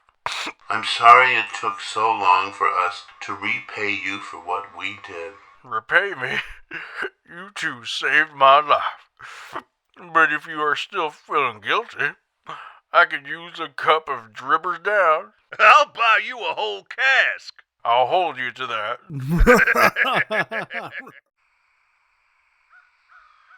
That was unexpected. Yeah, but I'm glad it ended well. What's wrong? Nothing. I want to thank you. For what?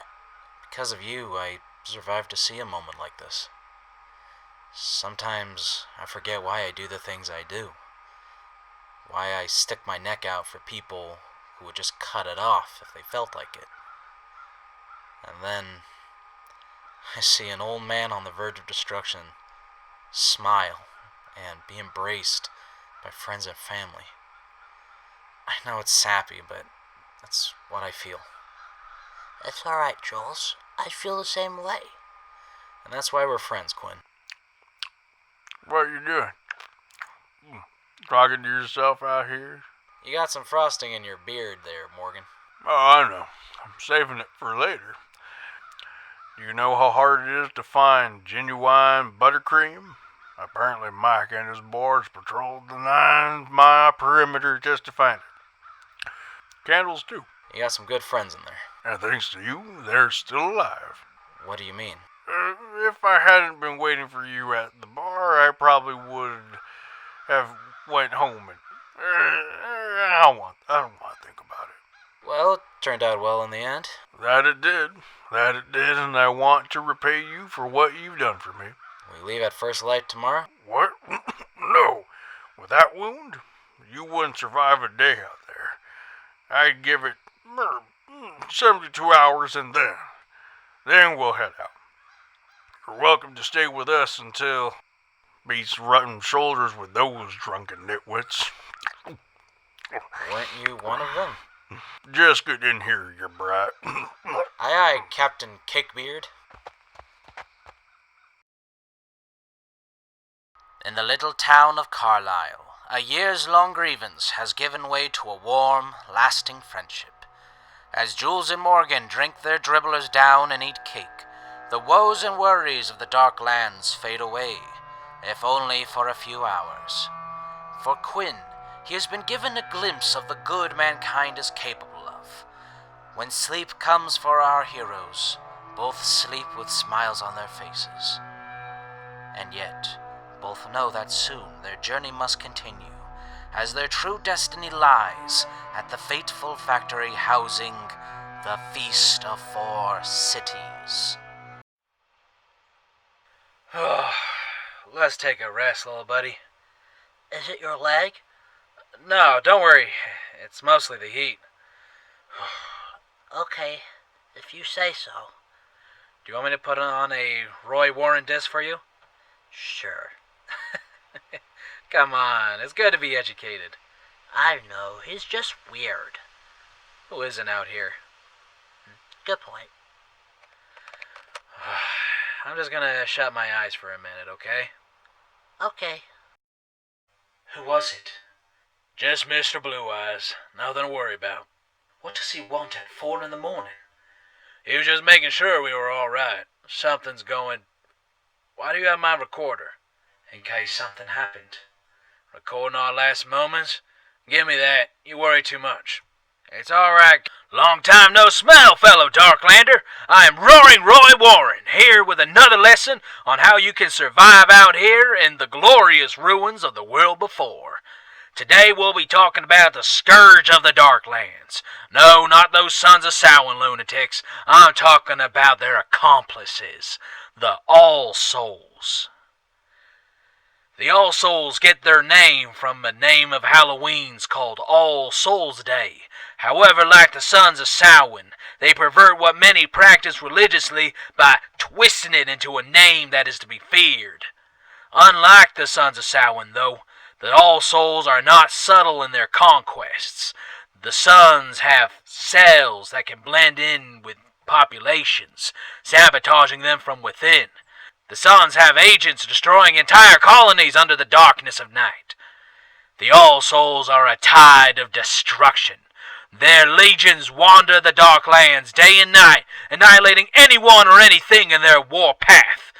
When word reaches a settlement of an approaching All Souls horde, most just pack up and leave immediately.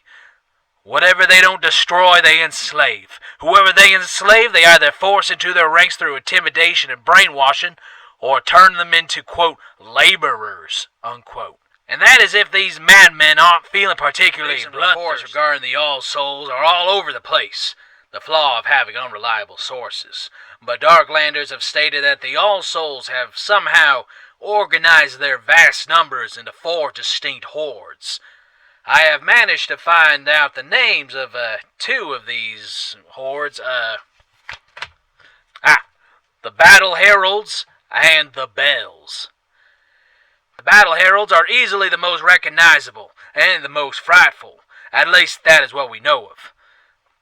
Darklanders state that the Heralds are led by an elite group of warriors that are clad in restored, armored exoskeletons. That very thought of All Souls wearing that kind of gear makes my skin crawl.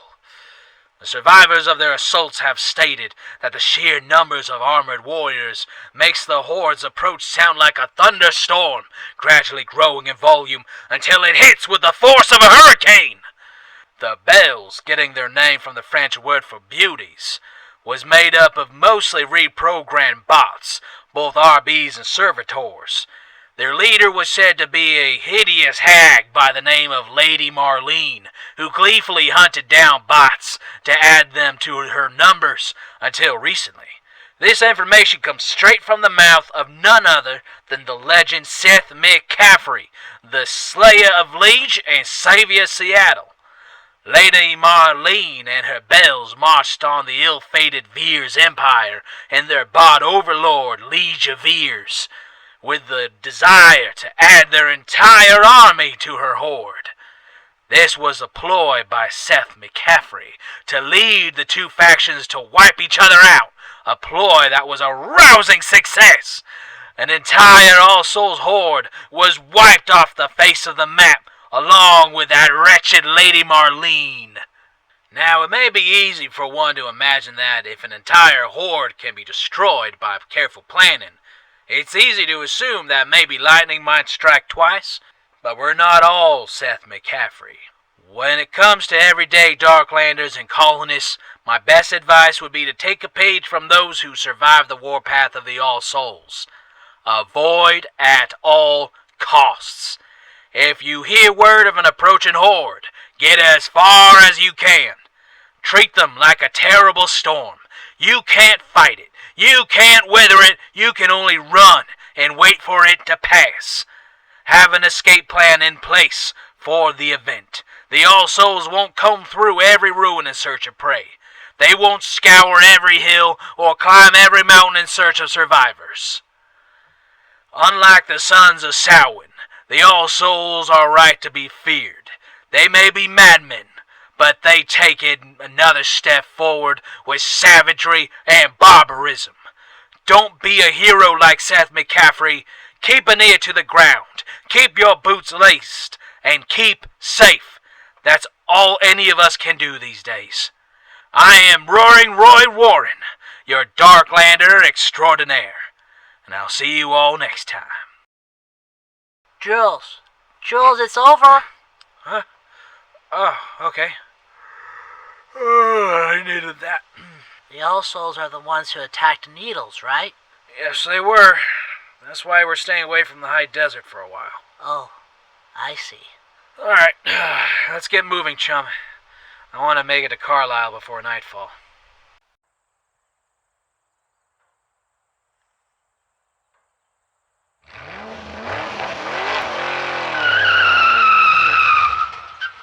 There you are, son. Suicide Factory. Thank you. Let me just... Oh, I think I'm gonna be sick. That's the problem with you youngins. No stomach. I think you drifted around every corner. Oh, this old cat has to run. Just listen to her purr. Yes, she happy. Yeah. That makes one of us. Oh, if you're going to Ralph, do it outside. I didn't spend 14 years rebuilding her for her to smell like scrapper vomit. Thanks for the ride, Morgan. No, Jules, thank you. Thank you for bringing me to my senses. I say, maybe you can give those Sunnyside folks the same treatment. What do you mean? Oh, you'll see. Watch yourself out there.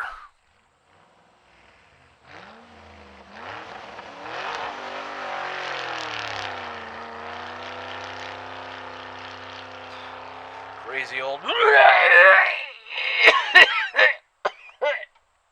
Gross, Jules.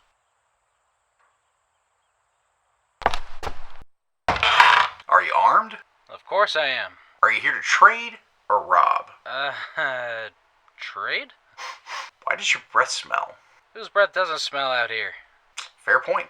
Come on in, Scrapper. If you knew I was a scrapper, why the questioning? Protocol. Anyway, welcome to Carroll, the Gilded Heart of the Valley. Gilded Heart, huh? Well, it's a nice town, at least. Thanks, we try our best. Look at that. Another guest to our splendid little town. Our Gilded Heart of the Valley? Oh, you've heard of us. Yes, from him. Yes, Mr. Nico is a fantastic man. I hope he made you feel quite welcome. Very. Now, I have a few questions. I'm sure you do. But first, how about a tour? A tour would be nice, actually.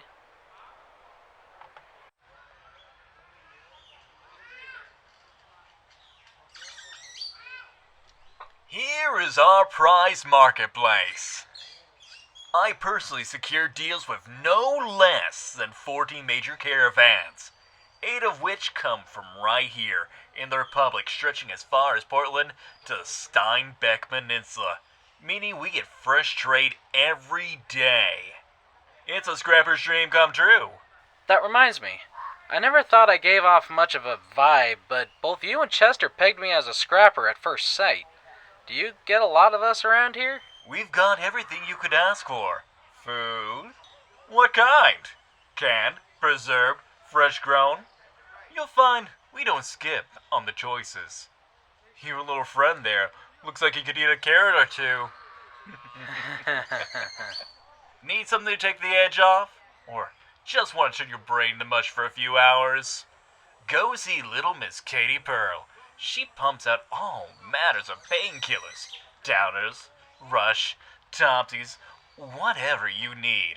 Hey, Katie, what's fresh today? My own recipe, Alan.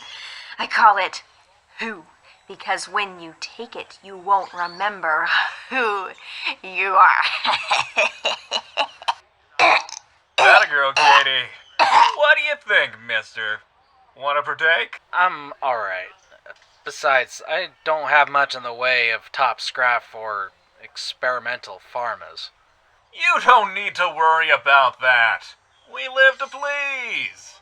As long as you got something to trade. Mighty generous of you, but I'm good. Thank you, though. Well, I, for one, would love to enjoy your newest creation, Katie. Of course, Mr. Lewis. You're always welcome here. So, you don't seem to be in much of a shopping mood. That's fine. Maybe a nice... Miss Lois, hi! Stanley, you interrupted me. I'm so sorry, Mr. Lewis. You just interrupted me, Stanley. I'm sorry, Mr. Lewis. I wanted to say good afternoon to the guest. Everyone's talking about him. Good things, I hope. There. You've said your piece. Now, please leave. Stanley, those letters won't deliver themselves. Don't worry, Mr. Lewis. I already delivered... You still have letters, Stanley. I can see them. Can't you see them, mister? I don't see anything. I must be going blind in my old age. Sorry about that unpleasantness, mister. I hope you don't hold this against Carol. It's almost noon, Stanley. What? Really? Oh, jeez. I'm late. Mr. Blanc is a funny little fellow. He's been in this town almost as long as I have. And I don't think I've ever seen him with his breath caught. There's lots of funny little fellows around here. Now, how about a drink? I'd love one. They all do. Mr. Hernandez! Hola, senor. Such a lovely day, isn't it? Only the loveliest in Carl. We have a guest. Oh, I've heard. ¿Sediento, señor? Muy, gracias. ¿Habla español, señor? Muy bien. Ha pasado tanto tiempo que podía conversar en mi idioma materno. Mr. Hernandez, you know I don't speak Spanish. Oh, I'm so sorry, señor. I got excited. A little too excited. You don't want to make our guests uncomfortable. Oh, no, of course not. No, lo siento, perdón. No, settle our guests with a glass of the house special. Coming right up, senor. Good man. Quite the character, that one. Senor Lewis is a fantastic man. This town may have been here before him, but he's the one that made the Carol what it is today. You can chop that accent, by the way. How did you know? I'm a people person. And an animal person from the looks of it. I don't think there were many long ears left, let alone rabbits. Yeah, I hear that a lot. My Marsha will love him. Marsha? Come here, girl. Marsha. Oh, she's Yep, a hare. And my parents used to have a farm in the Dust Bowl. Raised some of them for companionship. Others, for meat. Oh, but not you, little girl. Oh, no. Good girl, Marsha. It's definitely a unique trait. Well, people gotta eat. I don't think rabbits and hares... Oh, no, they can't. But at this rate, she'll get whatever she can take. Who knows? Maybe in her eyes, they're trying to save their species or something. How about that drink first? Oh, right. Sorry, I forgot. Give me a second. Come on, little girl. Come on, Marsha. She'll take who she can get. Ugh. What's the matter? Not your type? Another word and I'll bite you. So, what kind of drink requires it to be made away from the customer? A bad one. We're of a mind. There we go. A nice cold glass of Evermore nectar for our guest. Evermore nectar, huh? Wow. You know, I've been to a lot of places, and this is the first time I've heard of a colonist drink that has a decent name. Well, there's not many colonies like Carol. That's where I disagree. What do you mean? One of the lessons my mom taught me was if something is too good to be true, it often is. And this town of yours, Mr. Hernandez, is giving off a lot of red flags. Red flags? I don't know what you're talking about. Quinn, give this a sniff for me. My thoughts exactly. There's nothing wrong with the drink. No, there's nothing wrong with it at all.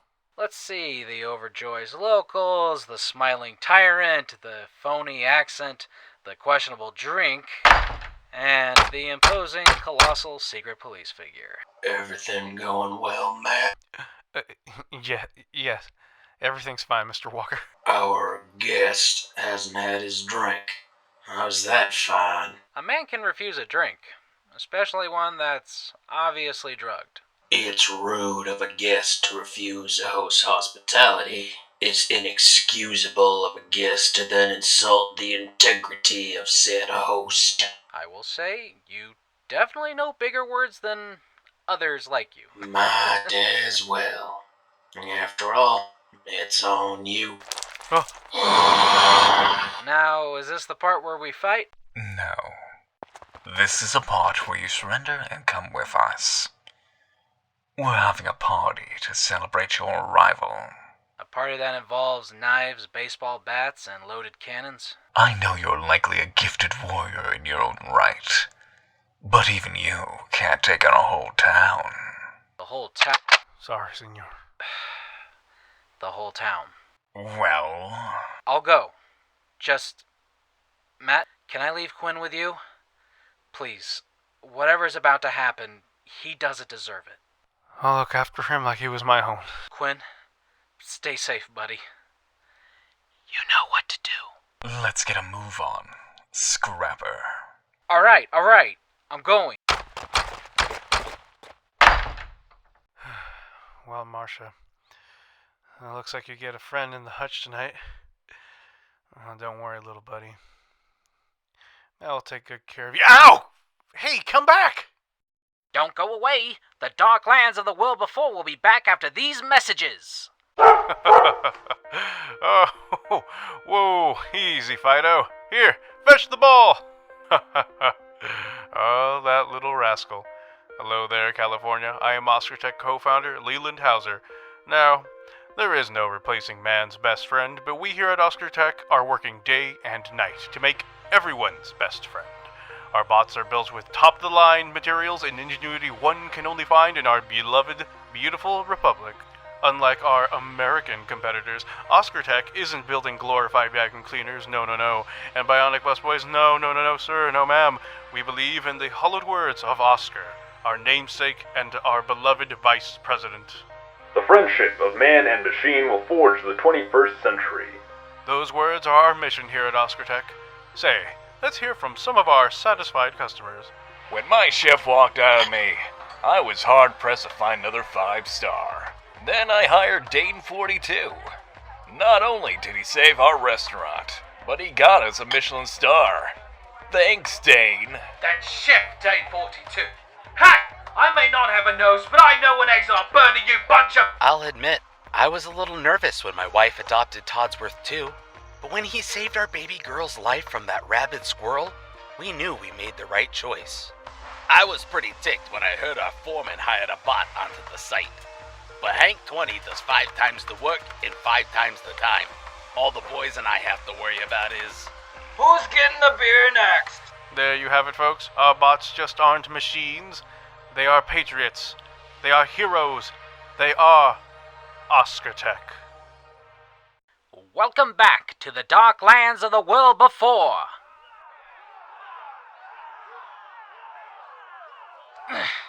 Are the handcuffs necessary? Like you said, I can't fight a whole town. Just an extra precaution. We know how unpredictable you and your kind are. Where are you taking me? To the roof of the factory, of course. It's where my assembly is gathering. Assembly? What are you people? Survivors living in a new world. Now, watch your step on those stairs. It's a long way down.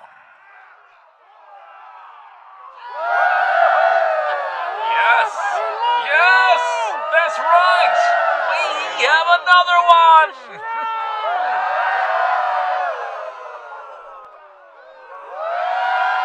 I love a big turnout. Oh, you're a cult. Such an ugly word. Call us a dedicated society. Cult's a cult. Watch your tongue. Jerry, relax. Something tells me our friend here won't be flapping his gums for much longer. People of Coral! Here we are on this glorious day to once again issue the great ultimatum to another. He's been through all walks of life, through thick and thin. I personally believe he would be a great addition to our beautiful little town. Sadly, I've said these words many times, and just as often, I've had to condemn them. But this is the way we live. This is the way of the Shroud. Hail the Shroud! I hate when I'm right sometimes. Pop down. Like those who have come before him, this one arrived in the search of our most sacred of treasure, the Feast of 4 Cities. He would take what is rightfully ours for himself.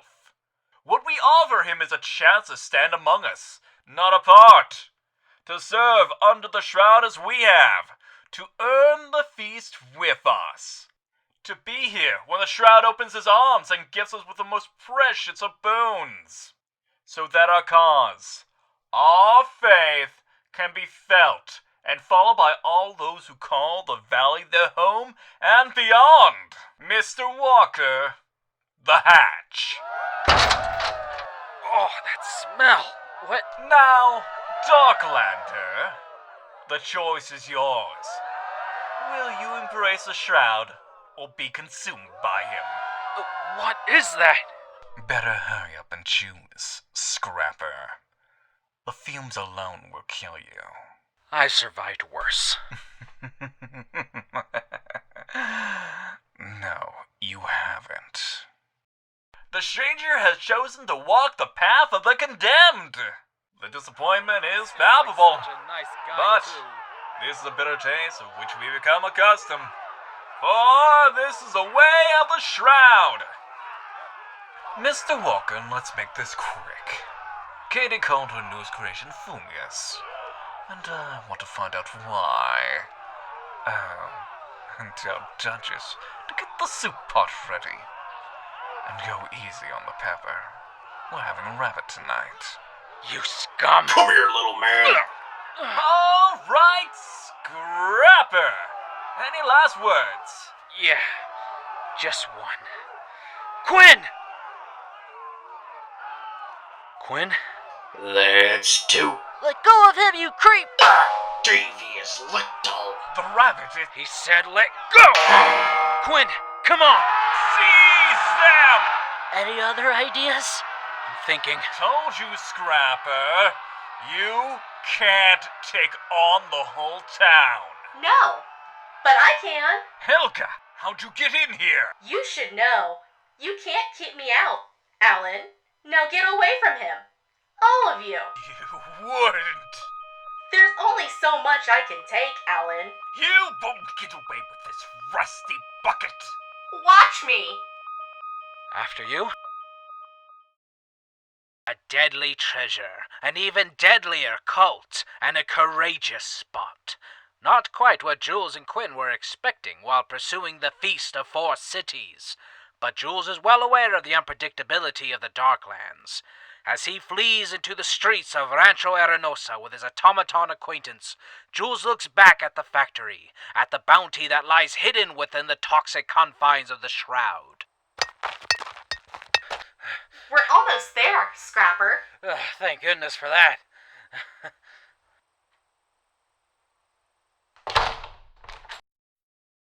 I doubt anyone's followed us. Although zealous, the people of Carol never stray far from Alan's shadow. Yeah, I can imagine that. Thanks for the rescue.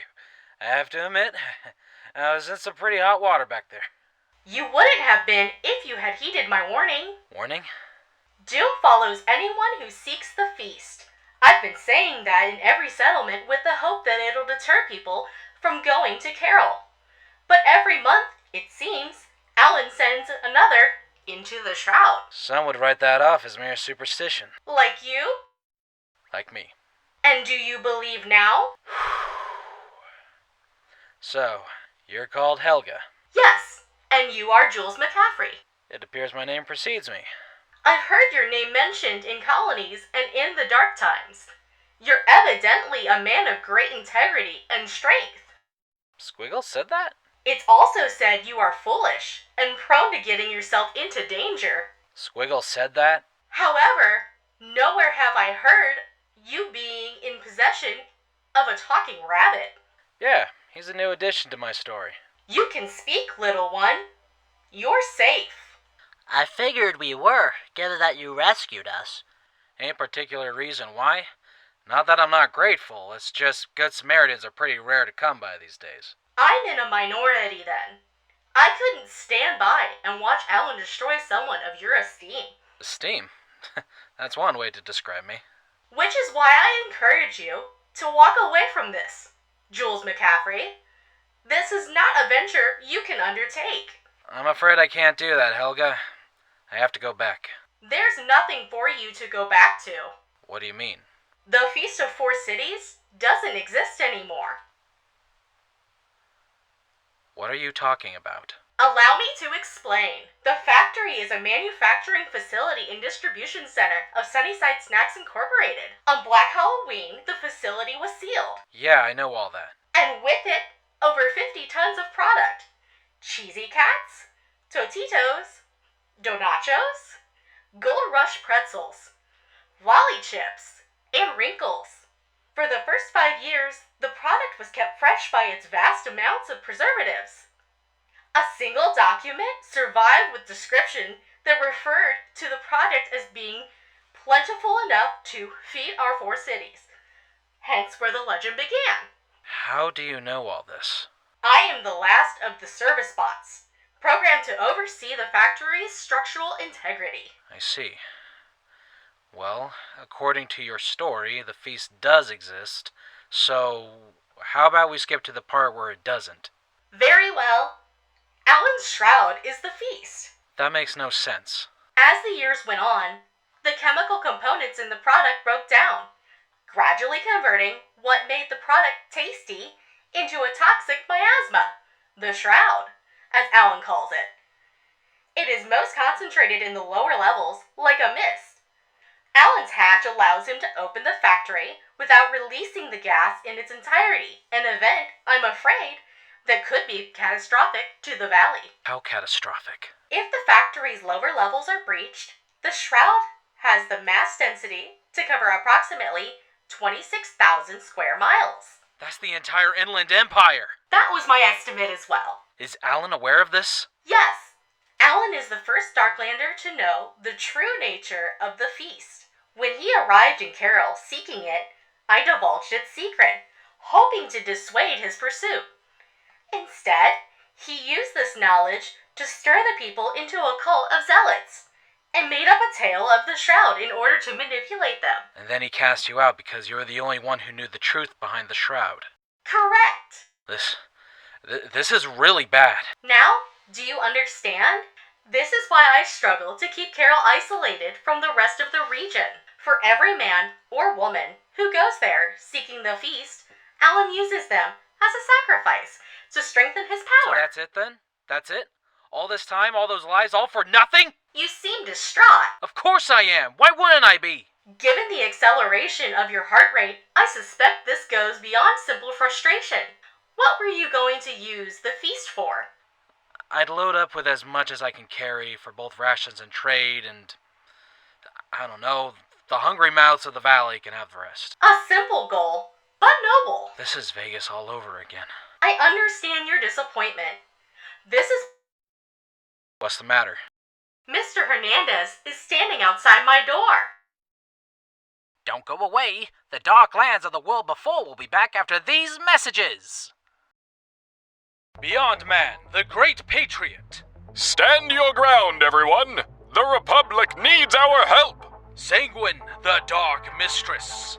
The shadows are my home. The shadows are your justice. The Blink, the fastest kid alive. How can you beat me if you're eating my dust? Freya, the queen of Valkyries. Mighty Odin, witness our deeds! Admiral Kraken, master of Oceania. Brave for the minnow challenge. The Kraken! J. Esther, the manic maniac. You'll love this joke. It's got a great punchline. Rex, the metal marvel. Am I a man? Or am I a machine? And Quick Quiver, the archer with an attitude. You aliens, you allergic to arrows?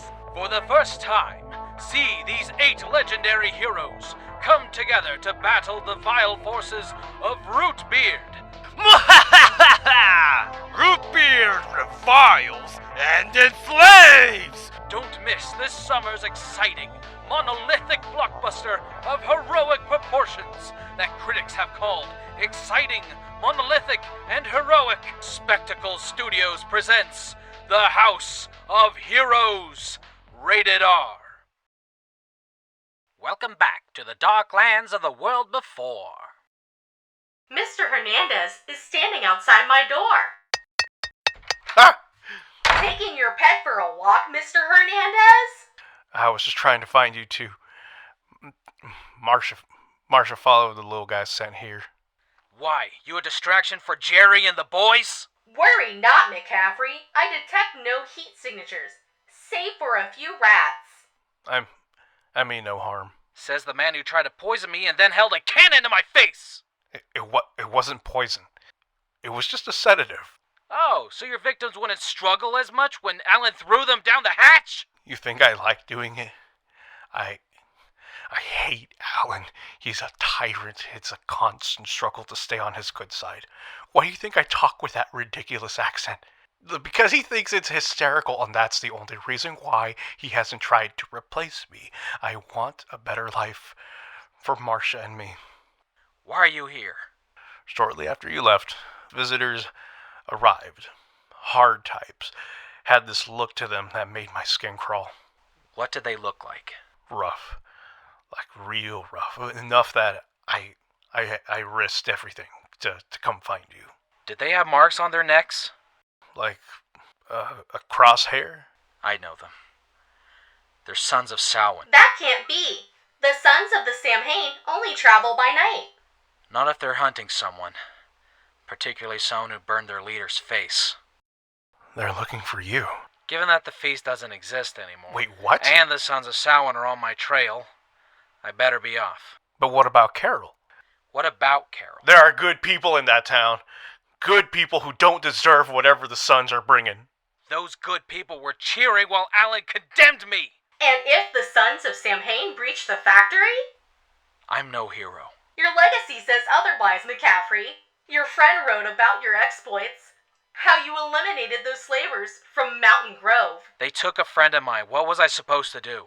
You helped the Pilgrims from Stonebridge cross the Dust Bowl. They offered good trade and they gypped me in the end. You rescued the Olone librarians from mutants. As a favor to my sister, look, Helga, I get what you're doing, but like I said, I'm no hero. You saved me. Quinn. Did he just... You gave up a rare find for my freedom.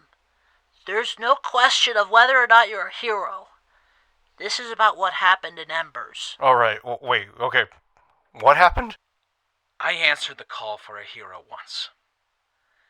I gave the speech, made the plan, took the stand. You know what I got for my efforts? 400 people dead.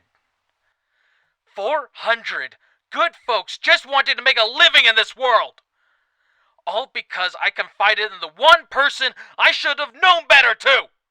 John. Yes, John Mavis. He sold us out and laughed while they burned the only home he knew. He was the one who convinced the Sons to spare me, to let me live the rest of my life with my failure. And for 10 years, I had to walk with the souls of those people weighing down on me. Now you're asking me to save the lives of a bunch of zealots who nearly killed me? This is different. If the sons of Samhain are victorious, there's a high chance they'll unleash the Shroud given enough time. Morgan is going to be a grandpa, Jules.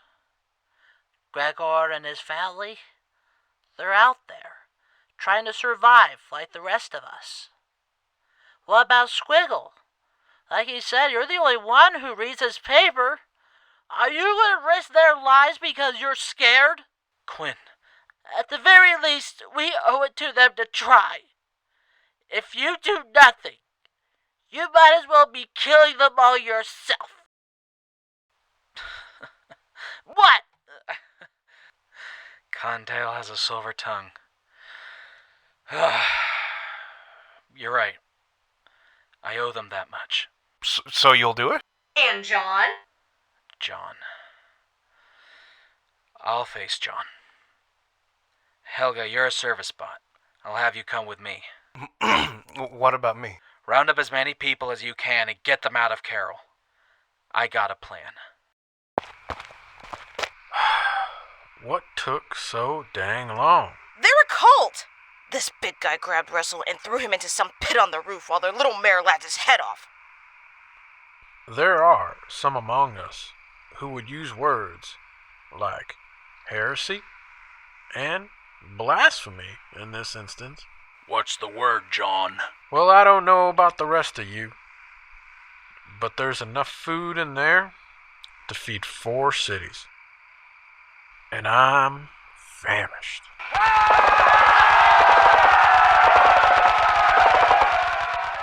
The battle for the Feast of 4 Cities has begun, but who will emerge victorious? Will John of Embers raise another city, or can Jules and Quinn make it in time to save the valley? Yes? We're heading out in about half an hour. You ready? Just a few more things to pack and we'll be good to go. Excellent. I'll be right back. Did you want me to put on a Roy Warren disc while you wait for me to get packed? Don't you think they'll find it weird that you're having your rabbit listen to these? They'll probably think it's cute. Here, I'll get it ready. Oh. What's O? I'm just gonna let you know, buddy, this one might be a little different, alright? Just, keep that in mind, okay? Alright. Alright. Here you are.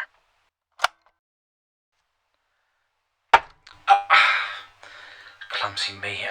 Oh, it's on. You kept everything spick and span, didn't you, Roy? Even this little piece of... before. Damnation, Roy. Alright, it's... alright, the light's on. This is what you would want. Good morning or afternoon, fellow Darklander. I am Gregarious Garrett, and I'm glad to see you're still alive and well. Things out in the Darklands are never normal, but depending on where you go, you'll be in for either an interesting story or a matter of life and death. By far the strangest things you'll encounter out there are the vast amount of cults and religious sects popping up all across the Darklands. Of course, these range from being really odd to really homicidal. Now, in my travels, I've come across both extremes, so for the sake of time and organization, I'll use 3 examples of both, starting with the oddballs.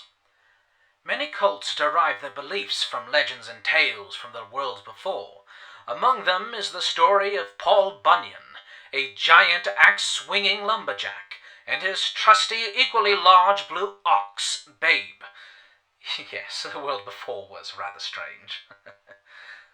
Originating in Plymouth, a group of people came together under the Big Reds to start their own religion, Bunyanism. According to their beliefs, Paul Bunyan is some kind of forest spirit who embodies the spirit of America as a land rather than a country, thank God. Babe the Ox is supposed to be the spirit of water, further signifying the balance of nature. Being that Paul is a axe-wielding giant and Babe a long-horned ox, the Bunyanists believe that by disturbing nature one will face its wrath. Since its inception, Bunyanism has spread across all rural areas of central and northern California. Despite the ominous threat of destruction if one encroaches on nature, Bunyanists are mostly harmless.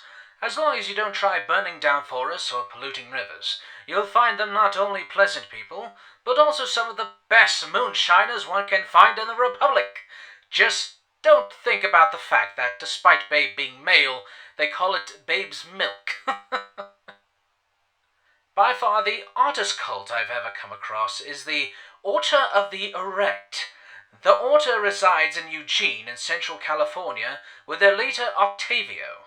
Now, the name may come with unfortunate implications, but it is actually meant to signify a man standing straight. This is because the order doesn't believe in sitting.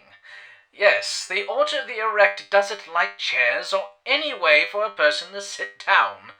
Octavio has stated that the center of the earth is a massive ball of natural energy that seeps into our body through our feet.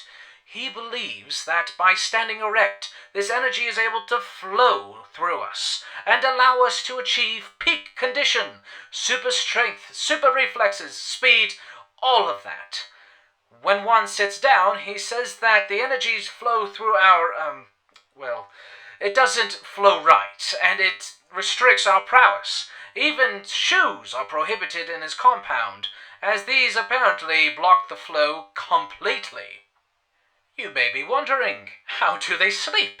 Well, I wondered this too. They sleep using sleeping bags and cords that allows them to hang from the rafters. According to some of his members, it's pretty uncomfortable, but they get used to it, supposedly. Still, a lot of them do seem a little sleep-deprived. So much for peak conditioning. Ah yes, now for one group that many Darklanders know of, as they are respected by Darklanders and feared by ne'er-do-wells.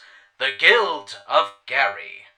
The Guild was inspired by a world before tabletop role-playing game, and its initial members are descendants of those who continue to play it, even after the events of Black Halloween.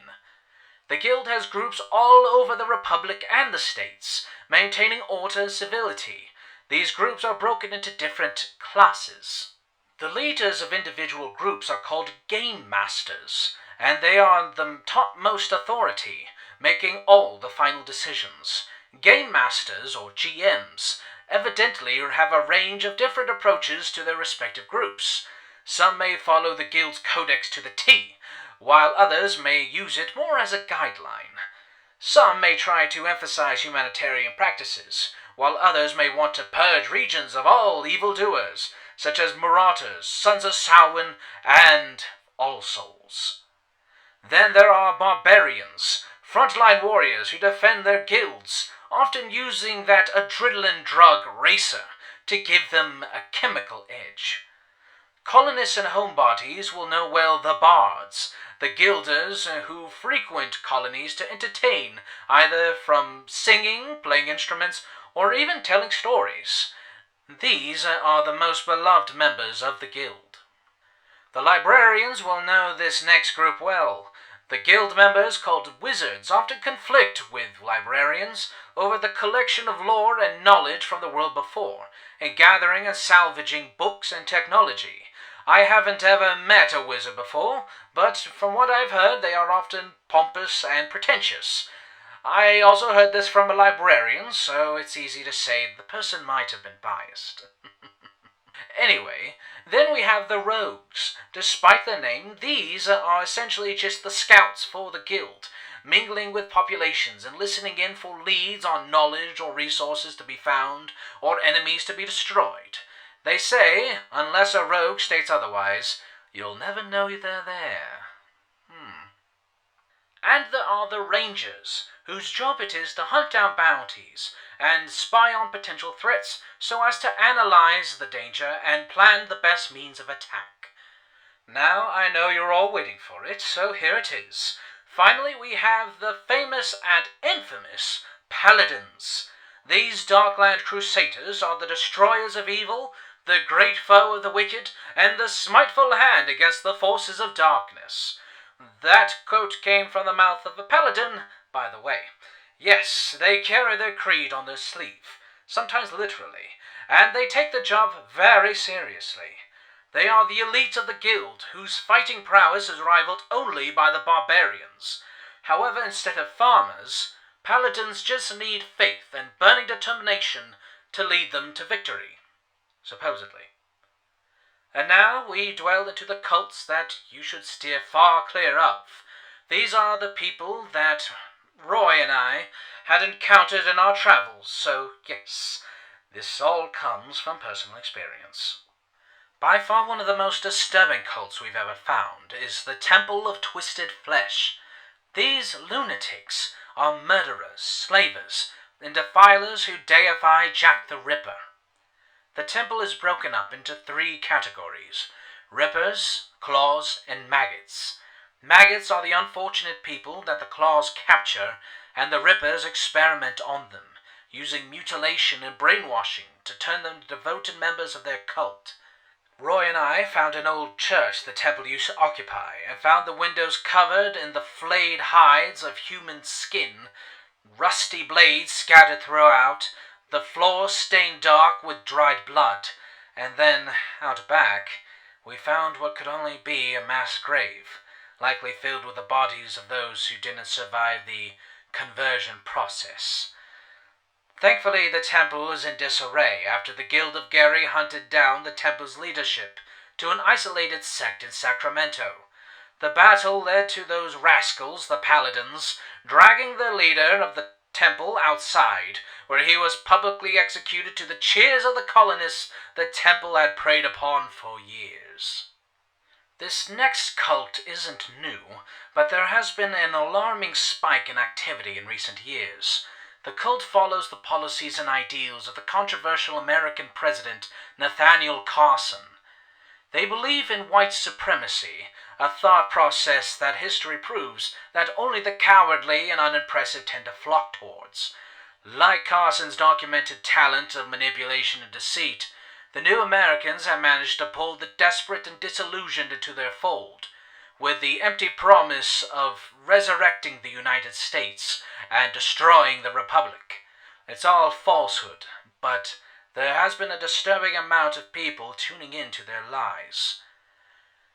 The New Americans were responsible for the resurgence of the North Aggression Movement, an organization to force or coerce colonies in the former Oregon and Washington territories to band together to secede from the Republic once and for all. I'm guessing this is strictly based on the principle than an actual secession. Roy and I find the whole concept of New Americans laughably pathetic. I mean, they are kidding themselves if they think any of their ideas are actually new. Now, this next group was one I considered not including in this lesson, but given the topic, I felt that I had to. Over the course of 12 years, I've looked into rumors and mysteries surrounding the Stone Ciphers.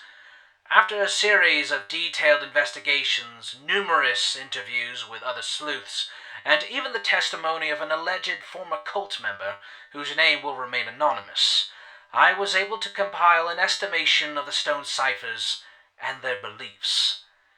The Stone Ciphers began as a family whose lineage dates back to the early 1900s. From the beginning, they evidently were mired in mystery and intrigue, as they were fairly reclusive and yet had lots of influence in many different fields.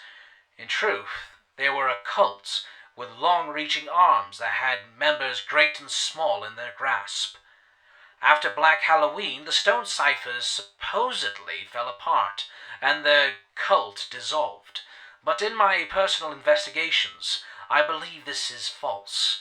In some circles, even saying the family's name supposedly brings great misfortune, and its members are rumored to have infiltrated most, if not all, colonies, both the United States and the Republic.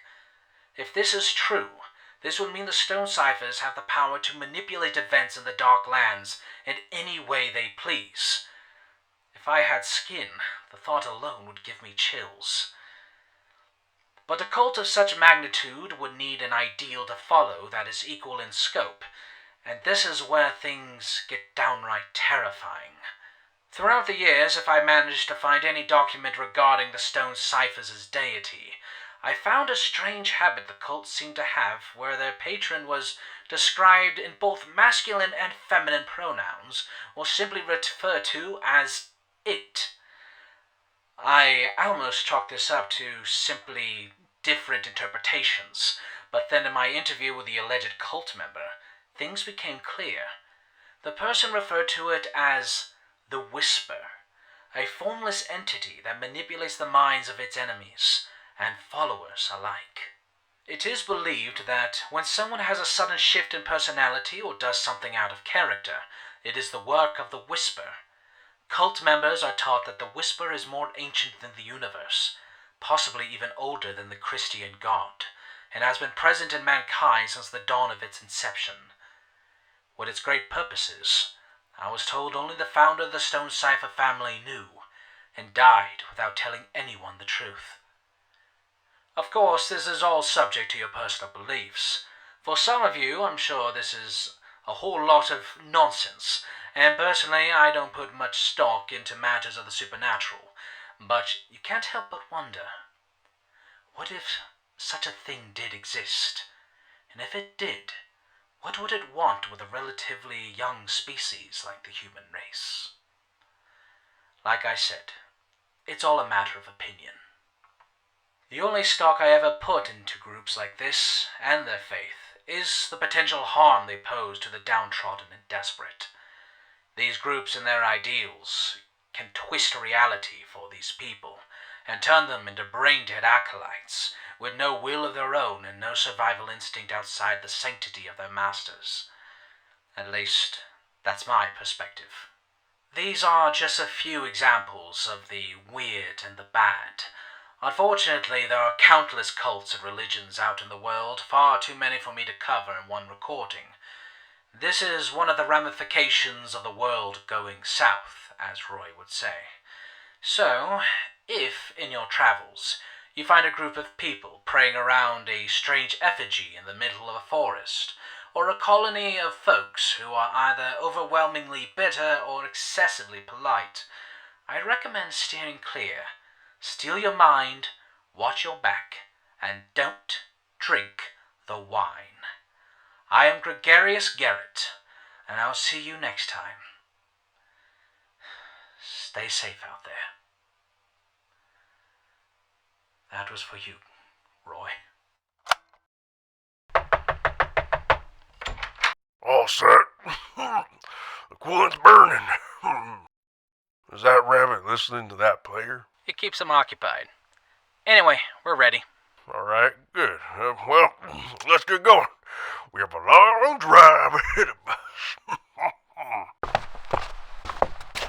Ready to go, buddy? Yes, brother, I am ready.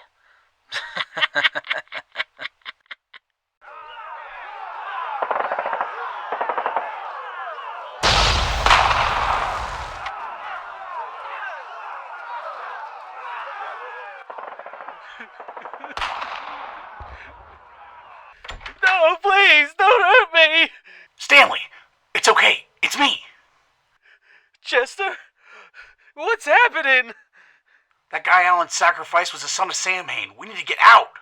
The Sons? It's over, Chester. It's over. No, it's not. We can do this. We still have time. You're always smiling. Always. Now let's get going. What are you two doing? Head for the assembly. Go. But Jerry... I said go! No, you don't want to do that. Hernandez? Where were you? First, the bot runs off with the scrapper. Then you disappear. And an hour later, the Sons of Samhain are kicking down our doors. Sounds more than a little suspicious to me. What are you doing, Stanley? Put him down, and let's get out of here, Jerry. We don't have time for this. You say as you tremble. You dirty little... When in doubt, aim for the neural processor. Follow me.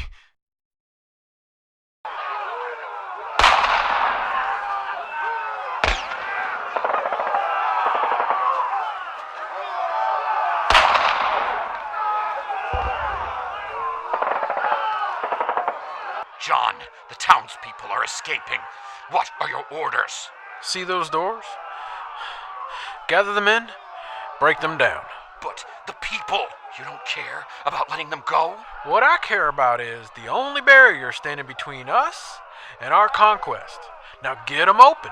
Yes, John. Now, in the meantime, I'm gonna sniff out the snake and charge in this pit. Don't go away. The Darklands of the world before will be back after these messages. Natalie, we have got to check out that blouse sale over at Marcy's. Nuh-uh. Kathleen, not before we hit up Veronica's Secrets. There's some outfits there I'm sure Brad would just die for. That's not the only thing. You have to tell me where you got those nails. Oh, these? Yeah, those are so rad. Well, we're not going to find these anywhere here. I got these from Nails on Geek. Nails on Geek? Yeah, these are some of their newest product. It's called Unicorn Drip. Oh, they're beautiful. A white base with a pearlescent glossy finish. And there's more. Each nail is handmade and every set is exploding with personality. Okay, so where am I driving? Sorry, Kathleen, but you'll only find Nails on Geek online at nailsongeek.com. Oh, good. I can order some while I'm checking out my Zucker book and Chirper. Oh my gosh, let's take a selfie with my nails. Okay, go Nails on Geek.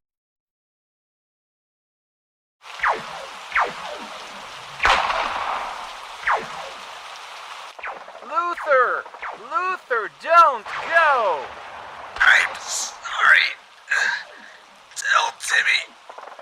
I'm sorry. No! only we knew! If only we knew! Destroy all humans. Oh no! A bot! Destroy all humans. They had their chance. No! This is what the future holds if we let machines run amok. Hello, America. I'm Edward Sampson Sullivan IV, CEO of Eddie & Sons Robotics.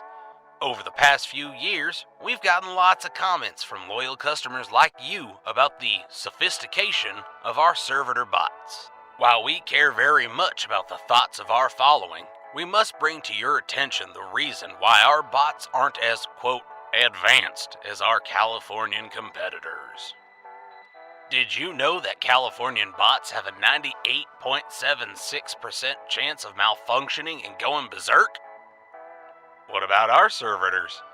Our top all-American engineers have assured us that this percentage is much, much lower. Our servitors are simple and do whatever you tell them. Do you really want to clean those floors, or scrub those dishes, or unclog that toilet? You, as a good, hard-working American, have earned a life of luxury and relaxation. For only $1,971 USD, the year of our glorious American Chancellery, you can buy one of our all-American servitor bots to help you appreciate the freedom and liberty our brave soldiers have fought for. While our Californian competitors advance their bots beyond their control, you can have the peace of mind knowing that our servitor bots are built only to serve.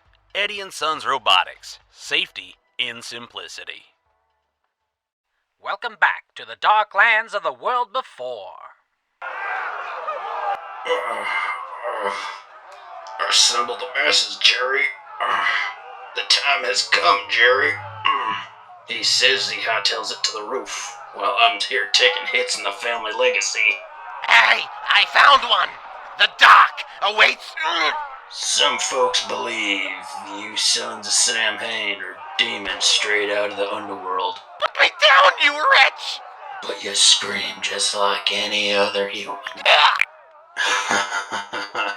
Bleed like one too. Please don't! Lower your head, wench! Anything! You could want anything! Keep your drugs. I'll take your head. Hey, scumbag! Huh?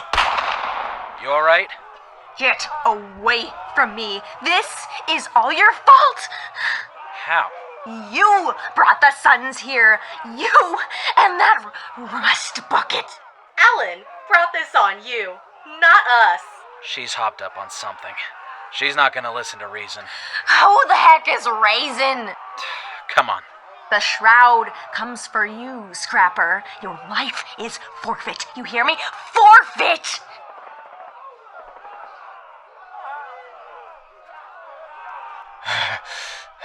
Damn it, Jerry. Where is everyone? I thought I told everyone to turn to faith in time of crisis. Great shot, John. A bear scampering up a tree to escape the hunter only ends up cornering itself. Wait, I can explain. Please hurry. You're bleeding out pretty bad. The feast. That's what you're here for, right? Enough food to feed 4 cities. With that kind of substance, those you sons of Sam Haines would be more than capable of purging the valley. Now that's hardly a bargaining chip.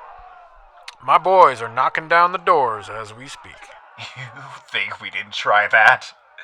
The only way into the factory is through that hatch. It's what we use to go in and out. Piggy, what do we need? All I need to do is open this hatch, and I'll find the legendary feast of 4 cities. Yes, but look at our town. Hardly enough for us to eat the whole thing. The rest is yours. All I ask is for you to let me go. Huh. I'm not an idiot, Mr. Mayor. Why don't you just lay there and bleed out while I burn your town and take what's mine? One. What did you just say?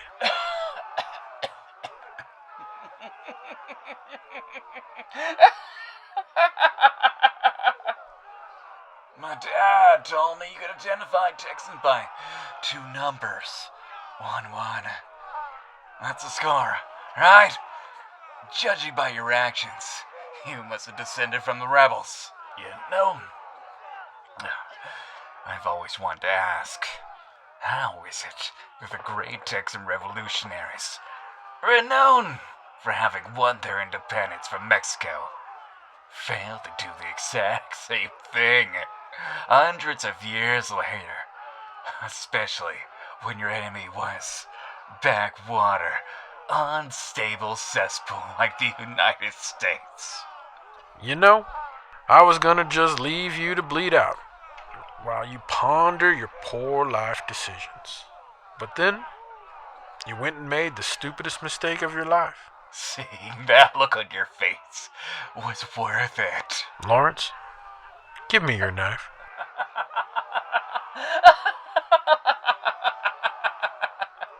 And now, I get to see what Jerry will do to you. Who? No, Jerry, not him. He deserves to suffer. Good. These Sam Hain boys are so weak, I've been wiping the floor with them all night. Wow. Look at you. You're a giant. What are you doing taking orders from that little man? Stop talking and give me a proper fight. You're starved for a challenge. Putting down the worthless dogs that Mr. Mayor sets up for you. That's why I'm hoping you have more bite. You're wasted here as a homebody. In the Darklands, we could be so much greater. With us, you could be even more so. What do you mean? What? Jerry, you're not seriously listening to him. Don't forget where you were before me. Probably in the same gutter I crawled out of. The same pit. The Sons found me before they lifted me up and made me who I am now. Put me down, and you'll be putting down his mongrels forever. Join me, and... Done. Jerry? That's what I like to hear. Let's start with this town, beginning with... Allow me. Get your hands off me, Jerry. You know this is wrong. Well, then why does it feel so right? Jerry, wait! I can't. Better hold your breath. Now what? Now, we conquer the valley. Just like that, John? Somehow, I knew I hadn't seen the last of you, McCaffery. How's the leg? Better than your face. Yep. That taser of yours had quite a kick. I gotta say, last time you met me, you were shaking like a leaf. Now, look at you. Head high, chest puffed. What changed? What can I say? It's hard to be afraid of someone who can't even shoot straight. He brought the bow with him? That's right. Minimum safe distance is 1 mile. So I suggest you and your men clear out. So that's your game, huh?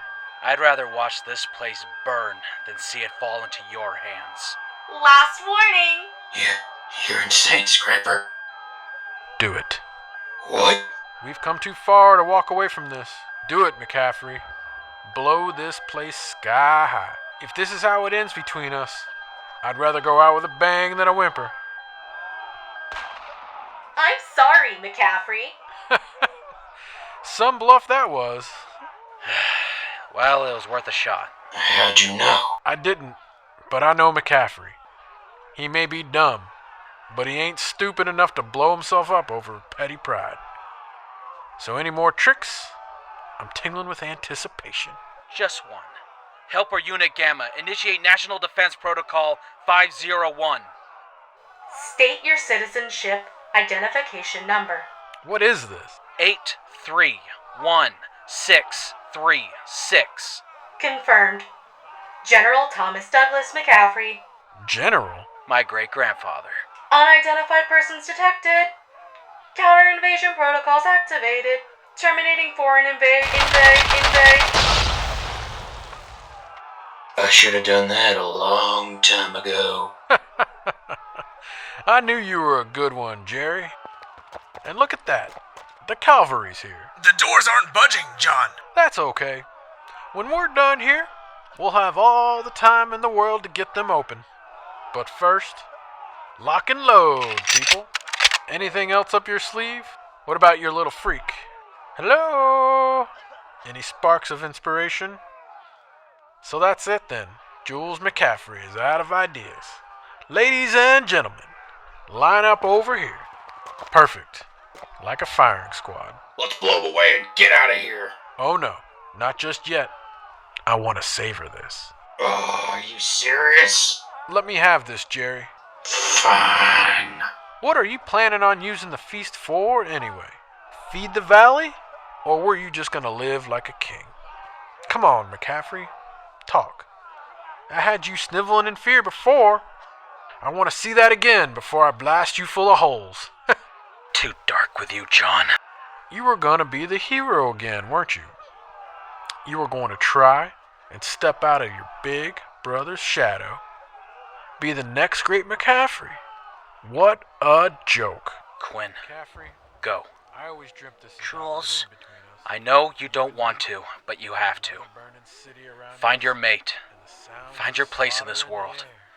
To whatever it is you need to survive. You show me that you can. I trust you. Don't interrupt me, Jerry. You trust me? I do. If they move, I'm sorry it came to this, Quinn. simple as that. I couldn't have asked for a better partner. We should just blast him and be done with it. Close your eyes, Jules. Quinn, it's Jules, do it! Look at him. A prisoner awaiting his execution. Good. Good. Now, let's end this. Everyone, take aim. Ready? Fire. I said fire. What are you? What's going on? Jerry? What's happening? Hey, I can't move. McCaffery, is this another trick? Whoa. What's going on with your rodent's eyes? This is just another trick, right? Let me go. I said, let me go. My back. How did you? What's your rat doing? What's happening to my arm?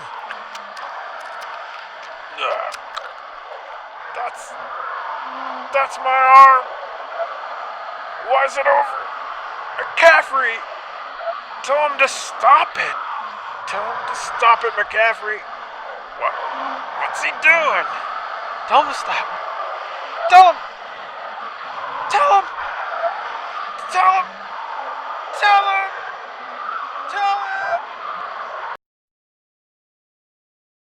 In an instant, everything has changed.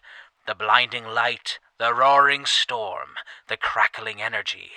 What has Quinn done? What kind of secret has he been hiding this whole time? Come in. Hey, Jules. How's the little guy doing? Still asleep. I see.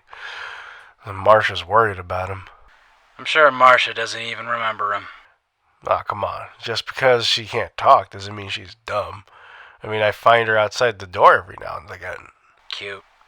Do you know what... No, Matt, I don't know any more than I did 3 days ago, okay? Damn, sorry. I was just wondering. He's an odd little one. That's an understatement.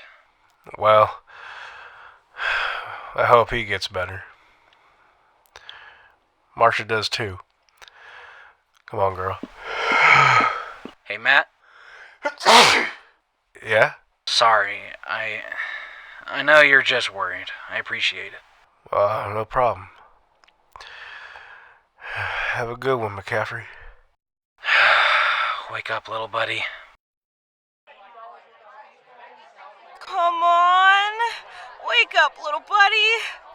Ugh! Darn it! Sorry, Lothbrok the Unstoppable.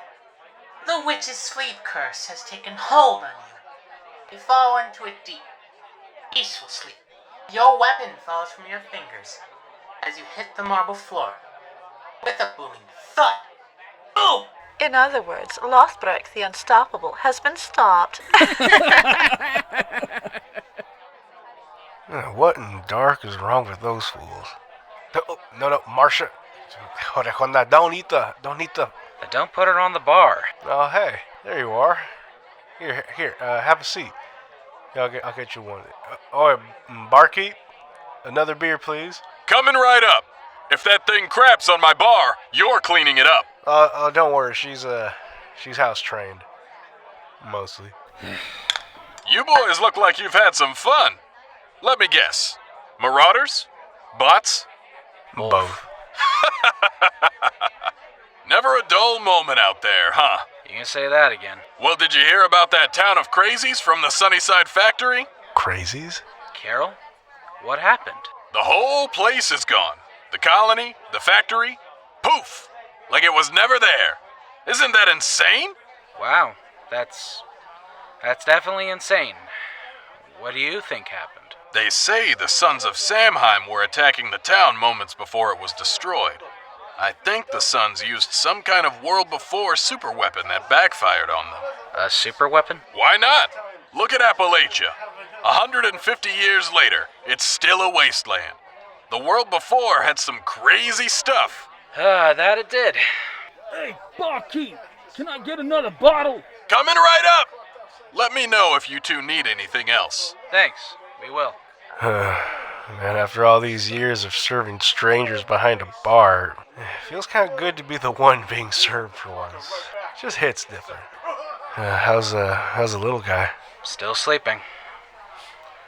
What's the word? Aside from the obvious? You know what I mean. How are your friends? The others? See, most of them picked up and left. They've been living in Alan's shadow for too long. So, some are probably looking for the next psycho prophet to swear to. Shame, really. Good old Stockholms. Including your friends? Oh, no. No, if anything, I ran into Stanley here in town, and he seems to like it. He got a job as a postman. Figures. He did say Chester's heading into the States, back home to Ohio. You better hire a journeyman. That's a long walk. Nah, he'll be fine. I always thought he'd be a superb Darklander. Kind of like you. Maybe if I smiled more. Oh, hell, maybe. And Joggle's blade plunges deep into the sternum of the witch. But she only cackles with glee. Oh, wisdom save! What's their problem? They're with the Guild of Gary. Let them play. Alright. It looks weird to me, but... Everyone has their way of coping with things. They roll dice and escape to magical fantasy worlds. I pick around in old buildings looking for good scrap. And you keep Marcia from eating peanut shells. From eating what? Girl, leave him alone. Stop eating those. There's only one thing to do now. What, drink ourselves, stupid? Been a good while since I've done that. Nope. I have a level 9 half-elf sorceress that's been idle for too long, and they sound like they could use the firepower. Oh, what now? If you had just a bit more imagination, you'd be a superb ranger. Okay. Alright, how do you play? Don't go away. The Dark Lands of the World Before will be back after these messages. Her terror was legendary. Leaving 14 dead and 6 more wounded. Her evil was beyond comprehension. I'm telling you, that cat done murdered my boy. Her reign had ended. Love you, Lily. But on Friday the 13th... Where's her body? Where's Lily? She returns. I hate them, kitty. Every single one.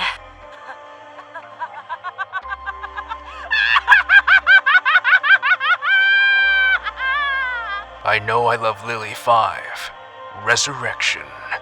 Coming soon to theaters near you, only in Pacifica.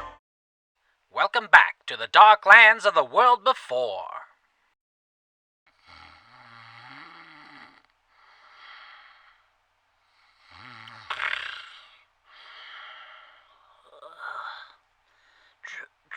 Jules?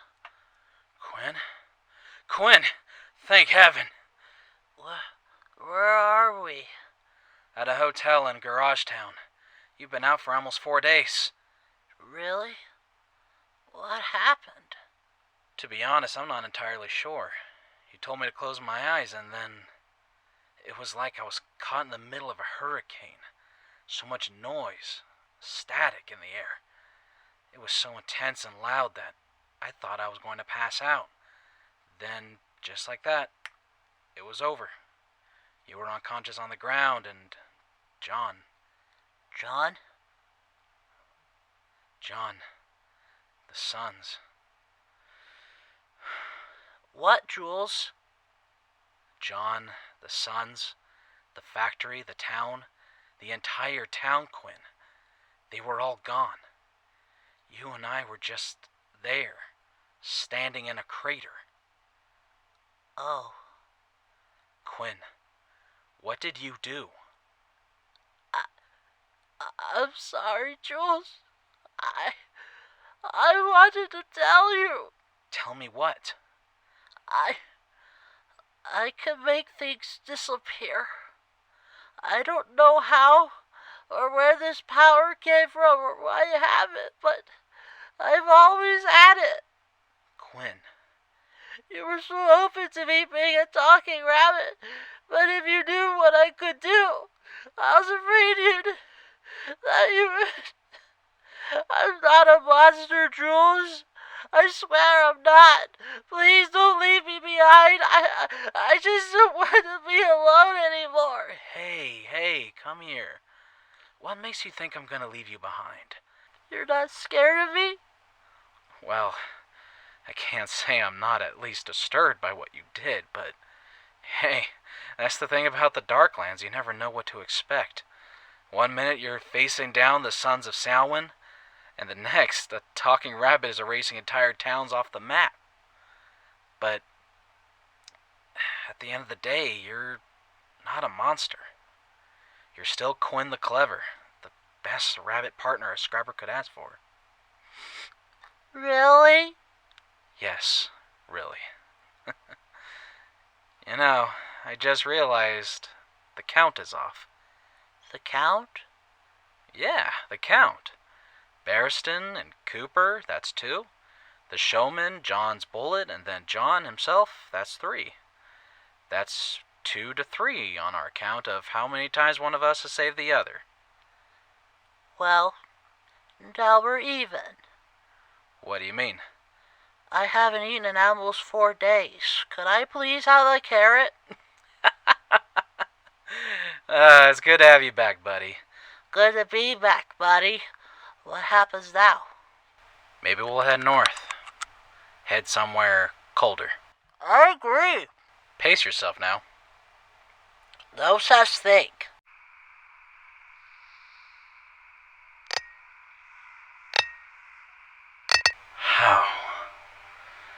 How is this possible? I believe you're here to find the Feast of Four Cities. Maybe it's in that pile of dirt. Or that one. Or maybe it's under that rock. What are you doing here, Pox? I came to marvel at the extent of your misfortune, but even I could not predict its sheer magnitude. I miscalculated. Even servitors couldn't miscalculate this poorly. Get out of here, you glorified brain in a jar. All you had to do was trick just one person into releasing the gas, and the door to the valley would have been open to us, but instead, we're left with this lovely crater. You must be so proud. I said get out of here, and take your freak with you. Watch your vocal module. This freak has benefited the All Souls tenfold compared to you. Now, I'll be heading north to join my horde. You changed your course? Unlike you, my calculations were correct in assuming that you would fail in your task.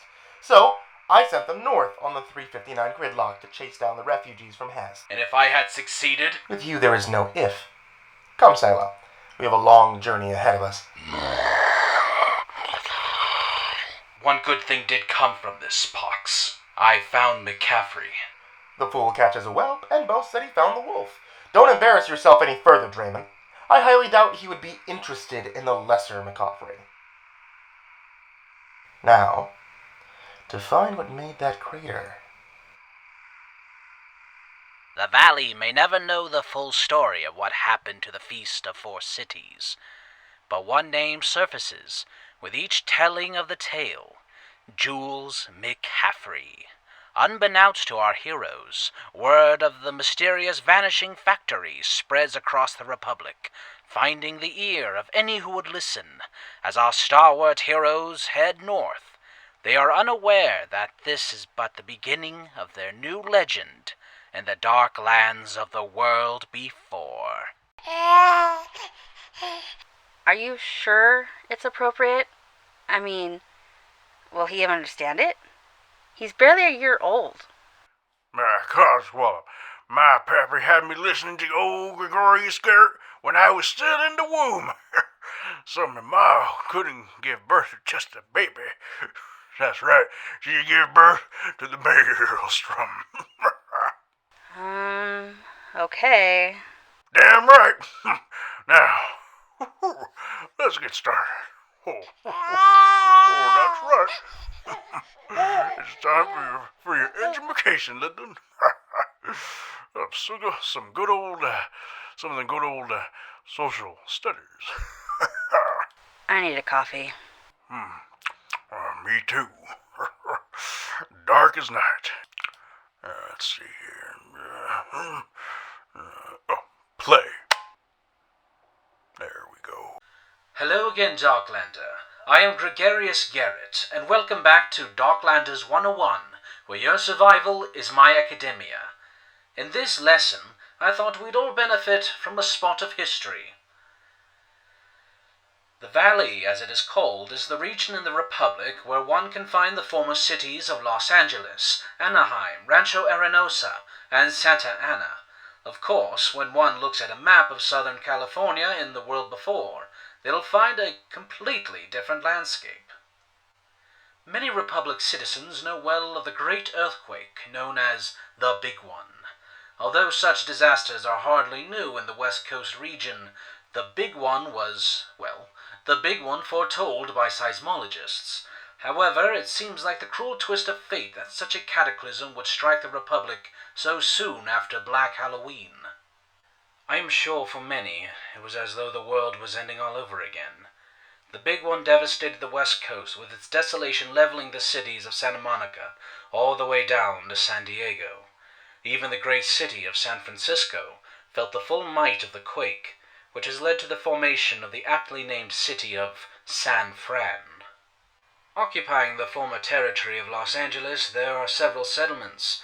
Scraper City, a faction that took over the titular Los Angeles skyscrapers, living the good life above the bad, as they said. Charming folks. Then there was Easttown, made from the ruins of East Los Angeles, which was locked in combat against nearby Rosemead and Pasadena. Easttown had a particularly major Hispanic population, so when their neighbor Rosemead was taken over by a neo-American cult, they were quick to act, knowing the atrocities such a movement had had against their ancestors. Rosemead's regime, however, didn't last long. Pressure from Pasadena and their sworn nemesis, the Inland Empire to the east, drove the would-be dictators from the territory. However, when stained in blood, grudges become branded onto the souls of the survivors. Pasadena was largely independent, cannibalizing Glendale and Santa Clarita, but it never rose to the same scale as Easttown or Scraper City.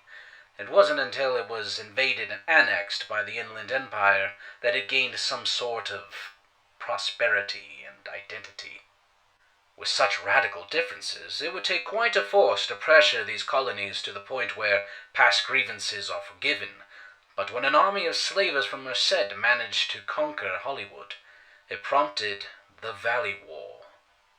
I myself have had experience on this particular battlefield.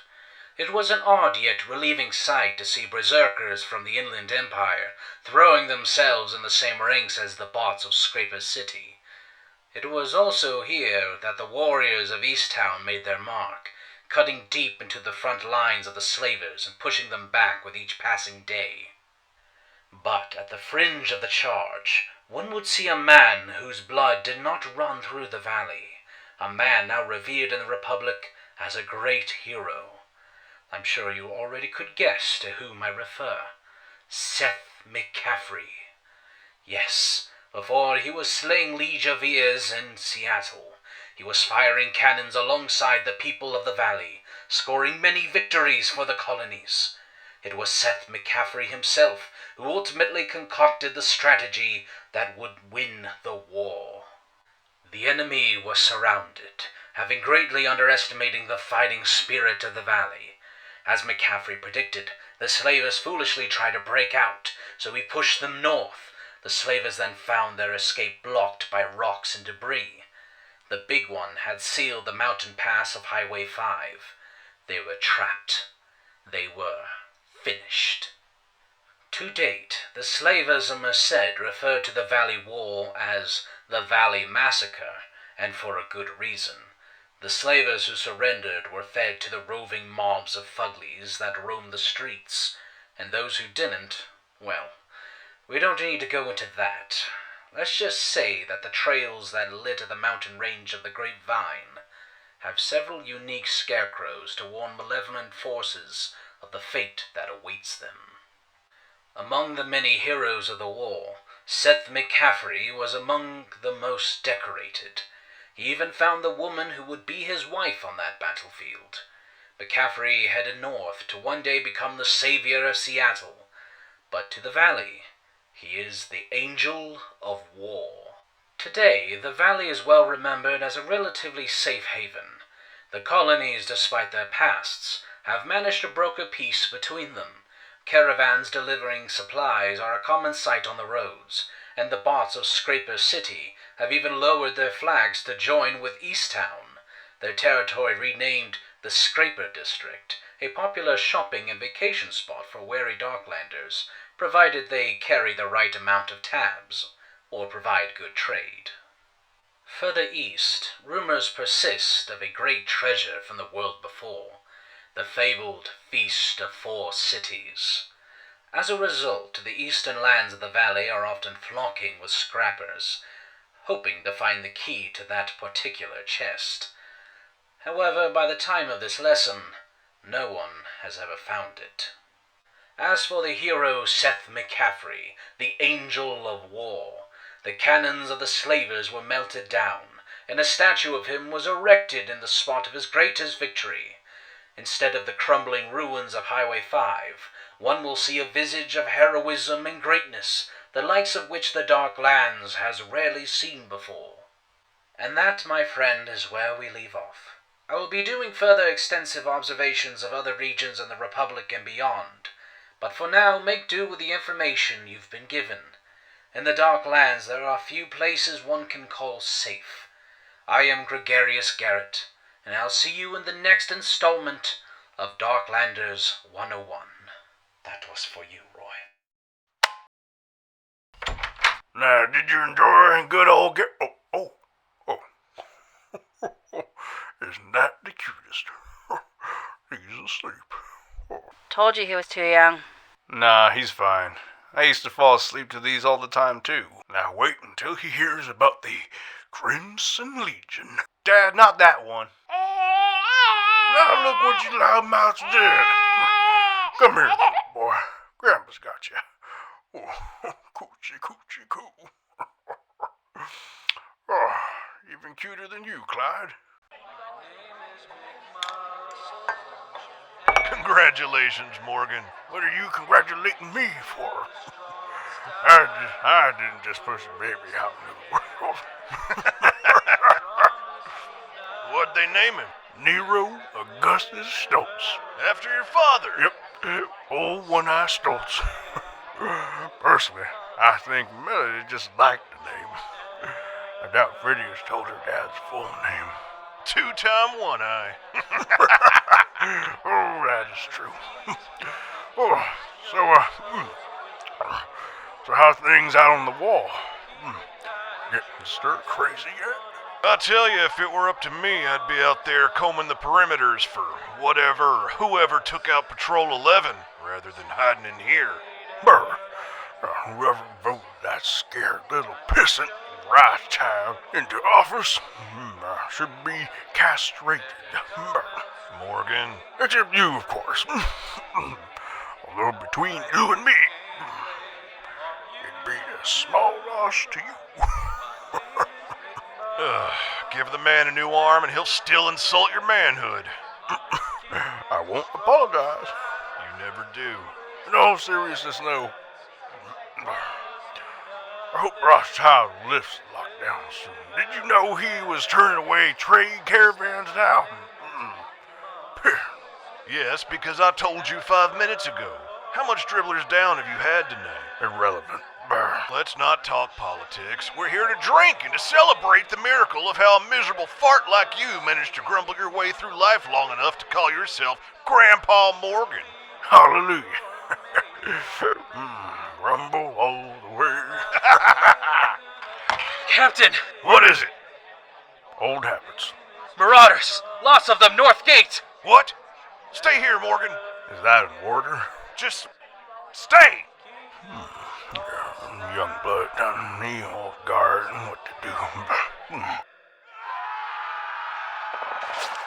Where did these guys come from? Doesn't matter. Keep firing. Grenade! Fritz! Oh God, no! They're moving up the left flank! Jiminy Christmas! Get the 50 cal up here now! There's just too many of them, sir. At this rate, we'll lose the gate. These jackals aren't getting 1 inch. Now grab some grenades. Captain! Join the worms, you dogs! Looks like you boys could use a maelstrom. Morgan! You with the face. Yes, sir? Watch this guy. This is what you get for not wearing a shirt. Yeah, from Greek god,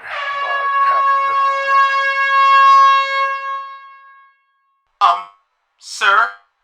They're falling back! No, they're not. They're regrouping. Someone's coming out. Good fight, Carlisle Mutts. Good fight. Now lay down your arms or get plugged. I'm afraid that's impossible, son. You see, only one capable of doing that, naturally, is me. So on account of this... Oh, wait. You may... Our cannons. Not gonna happen. Are you the Alpha of Carlisle? If I was, I wouldn't tell you. This isn't my first brush with war, boy. Me too. Bring out the prisoners. Oh, no. That's Patrol 11! What? Oh. We got these curs sniffing around our turf.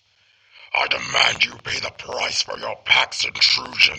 Given your canine motif, I'm assuming that you want a belly rub. 44 pups, preferably young ones. By pups, you mean children? Be thankful we don't just burn your doldrums to the ground. You're hardly a threat, boy. There are more of your men on the ground. Too easy. Morgan? Something's wrong. Consider the price paid. You damn coward. They were prisoners. Now they're food. Fall back. You're scum. I am Carver. Remember that name. Captain, they took them. Dad, he's gone. Nero, he's gone. Little Nero. Oh, those monsters. 44 children. Remember, I'm going after them. Morgan, no. Your family needs you. I know. That's why I'm going. I'll bring the car around. Nope. Too much noise. I'll go on foot. Morgan, you're going to kill yourself. If it means saving those children and my grandson, by dark, so be it. You'll do no such thing, Mr. Stoltz. Rothschild? How do you explain this? 44 children kidnapped from their beds, right under your damn nose. It's unfortunate, but... You took my baby, you son of... Be quiet, Mr. Stoltz. You're speaking to your mayor. Don't you speak to my boy that way, you spineless cretin. Morgan, back up. Sir, the fault is mine. I'd assume so, Mr. McCready. Your patrols were isolated in the colony for a reason. Clearly your leadership is lacking. The lives of those children are on your... Morgan! They're not dead yet, you coward. Mr. McCready, arrest this man! No need. I'm banishing myself. Huh? Morgan! Now, this skitless milk drinker isn't going to do a damn thing about this. And he's definitely not going to let anyone out the walls now. So I'm banishing myself, and I'm bringing those children back. Morgan, don't do this. You're not the same man you were. If you go out there at night, if the Fuglies don't get you, those marauders definitely will. You're right, Mike. I'm not the same man. I'm better. While I can't say I'm not relieved to be able to say goodbye to the town drunk, my orders are still standing. No one gets outside of the wall. What are you gonna do? Shoot me? Boys, open the gates, please. Don't you dare! If that old rat wants to die out there on the dark lines, fine. Close the gates, Mr. McCready. Arrest those men. Bring him home, Dad.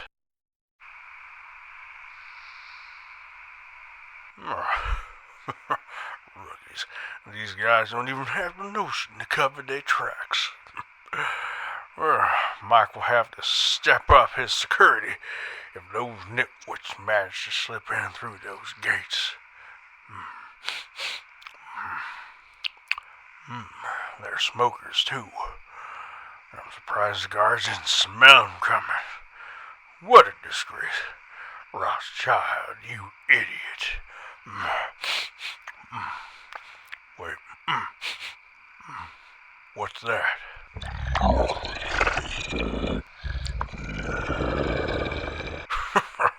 There you are. Clever boy. I'm having a bad night, friend. So, let's make this quick, shall we? Oh, you must be the Alpha, right? Why, yes. What in blazes? Damn it. Just speak. Please, lower your weapon, human. She meant no harm. That's a she? Yes. She's just protecting her young.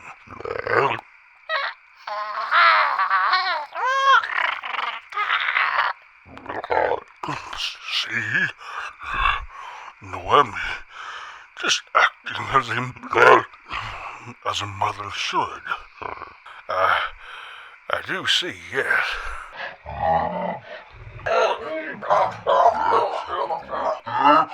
No! Get back. Please, sir. Your weapon. If I do, you promise you won't rip me apart?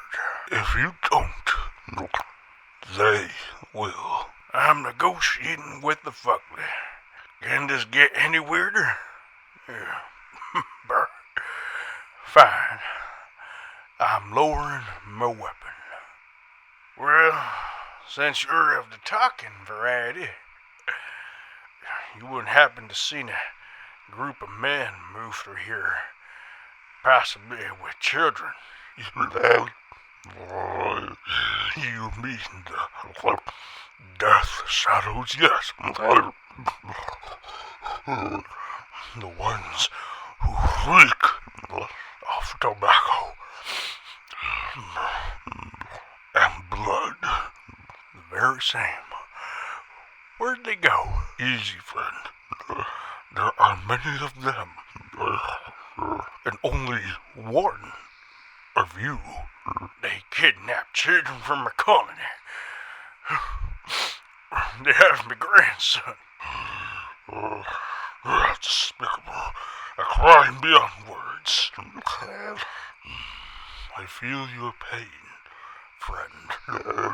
And tell me, please, where are they? Please.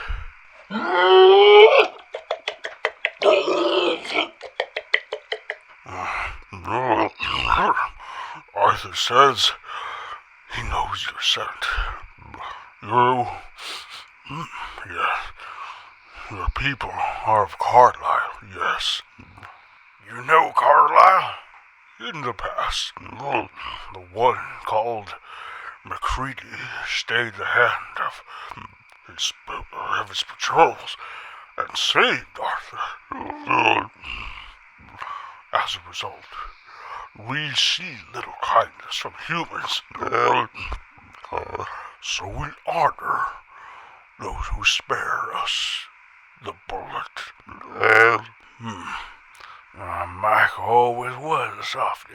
You are a friend of his. Well, he's like a brother to me. I see.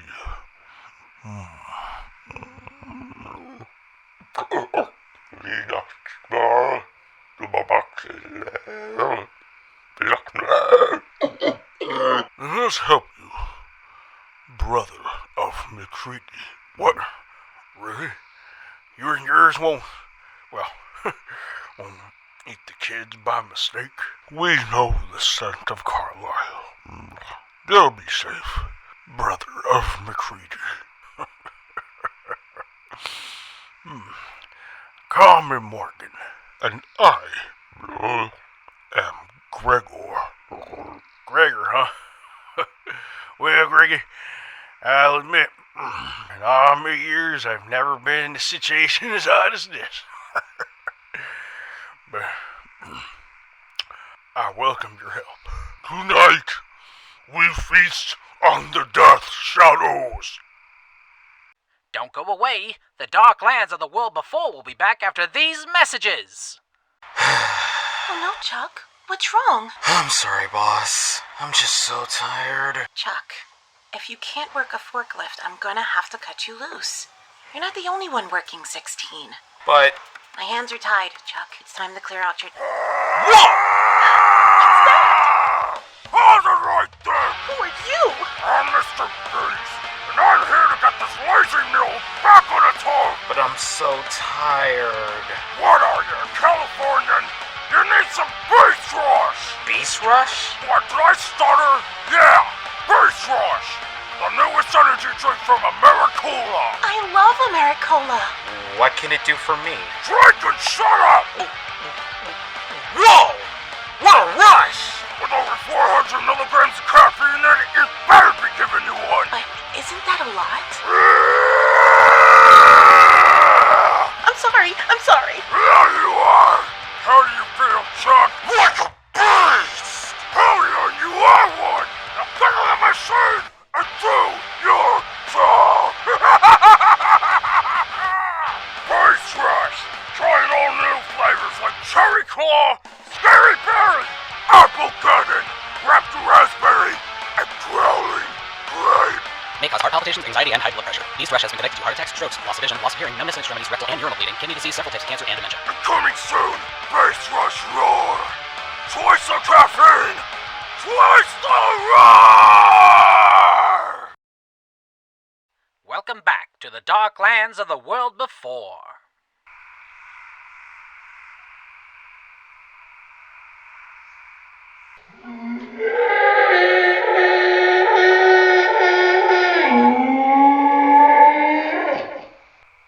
That doesn't sound good. Go get Carver. Really? They're just Fuglies. It sounds like a lot of them. Go get Carver. I'll tell Carver, but I'm not getting anything. Whatever. You whatever!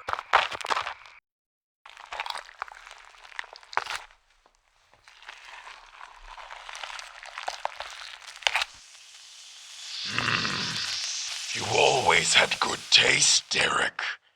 But all you needed was a little sizzle to be delicious. What? Gally wanted me to tell you that there's Fuglies near the perimeter. It's the Darklands.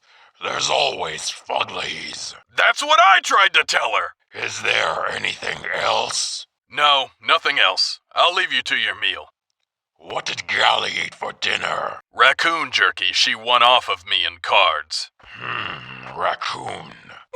Quiet, or you'll be next in the skillet. Finger licking good, Derek.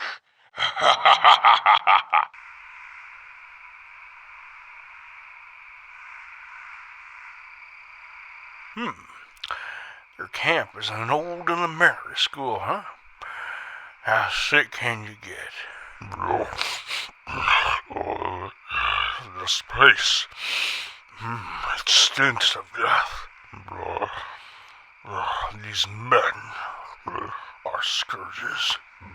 Let's go do the world a favor. Bet their leader, the one they call Carver, he's mine. I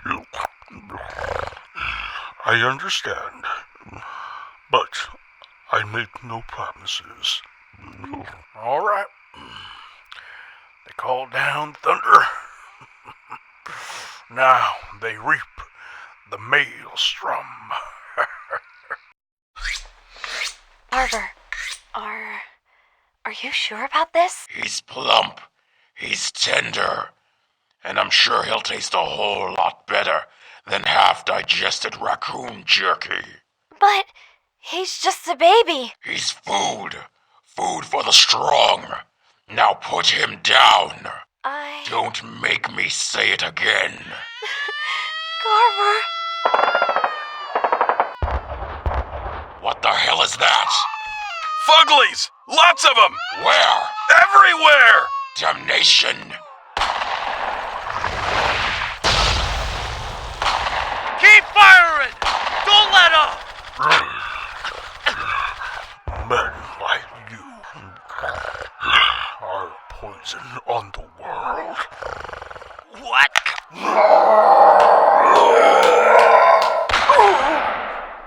You're a big one. You must be Carver.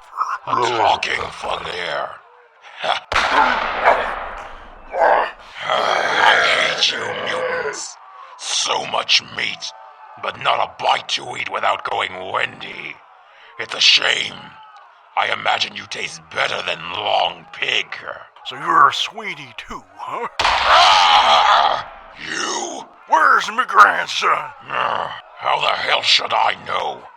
They're all kids. He's a baby, you scumbag. Oh, so that whiny little cutlet was yours? Cutlet? A cutlet? He's closer than you think, old man. Let me open my mouth. Maybe he'll hear you from my stomach. No, you didn't. He was so loud, just like his grandpa. He was just a little baby. Just a baby. He made for a big meal. You're a dead man. No deader than your grandson. Morgan, no. He's lying. What? Stiller says he can hear his heartbeat. He detects falsehood. Your grandson, he lives. You're going to listen to that monster? He's more of a man than you are.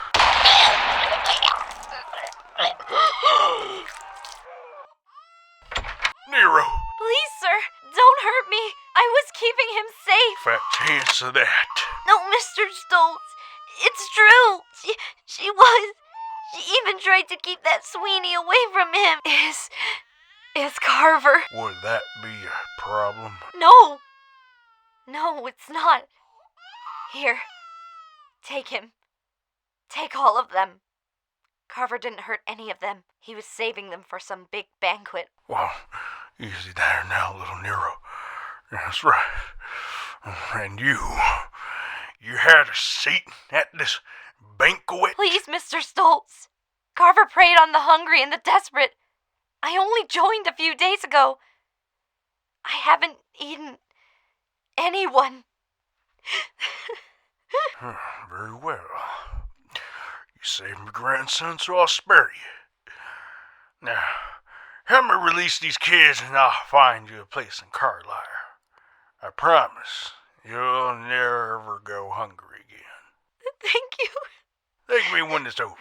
Come now. Gotta get him home.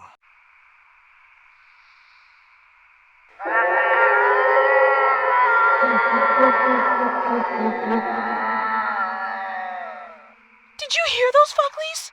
There must be 100 of them. 100? Sounded like 1,000. Really? We'd all be dead if it was 1,000. You never know. First a bunch of kids get kidnapped and now I'm stuck on guard duty with you. Oh my god! Sound the alarm! Is it Morgan? No, Fuglies! North Gate! Oh, can tonight get any worse?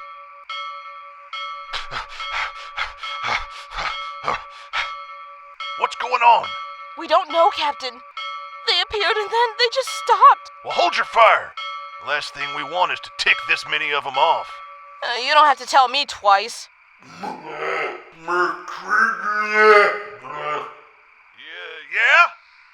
I'm Michael McCready. We need you, and all of Hardline, no harm. In fact, we have something for you. This is getting weird. Is that? Oh my god! Open the gates! Open them! It's Morgan and the children! Morgan the Maelstrom, indeed. I can't believe it. You doubted me, boy? No, I mean, I literally can't believe you. You go out there alone against all odds and return with a horde of Fuglies at your back and the kids safe and sound. Well, believe it. And don't forget Christine here. A pleasure. Thank you. I'm just glad to see that little one safe and sound. Baby boy had a rough night. Well, I couldn't have done it without Gregor here. It's, nice to meet you. It is Gregor. It is a pleasure to meet you at last, McCready. At last? What is the meaning of this?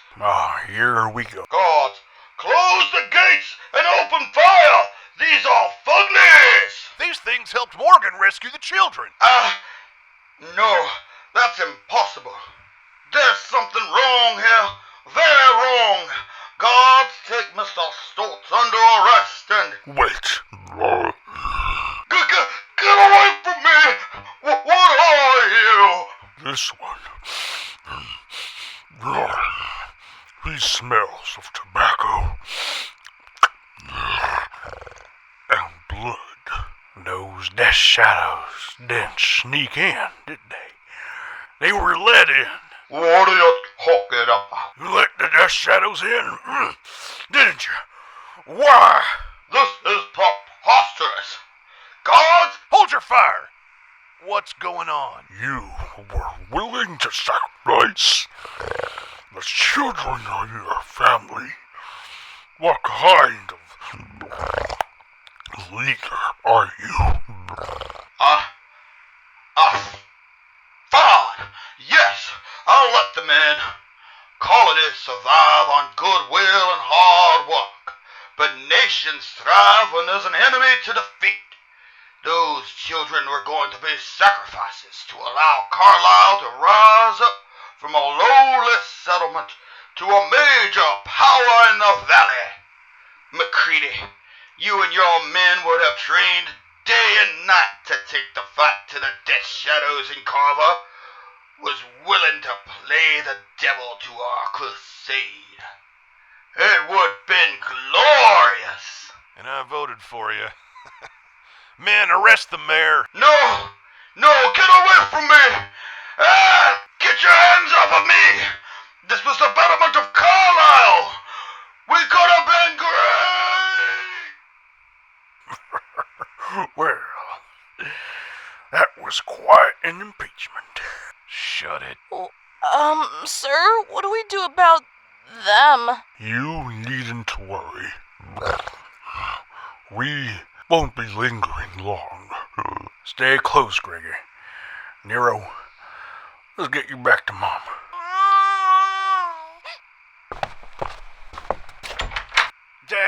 son. Oh, missed you, man. Dad, I knew you could do it. That's what I thought, boy. Still have a thing or two to learn. Isn't that right, Nero?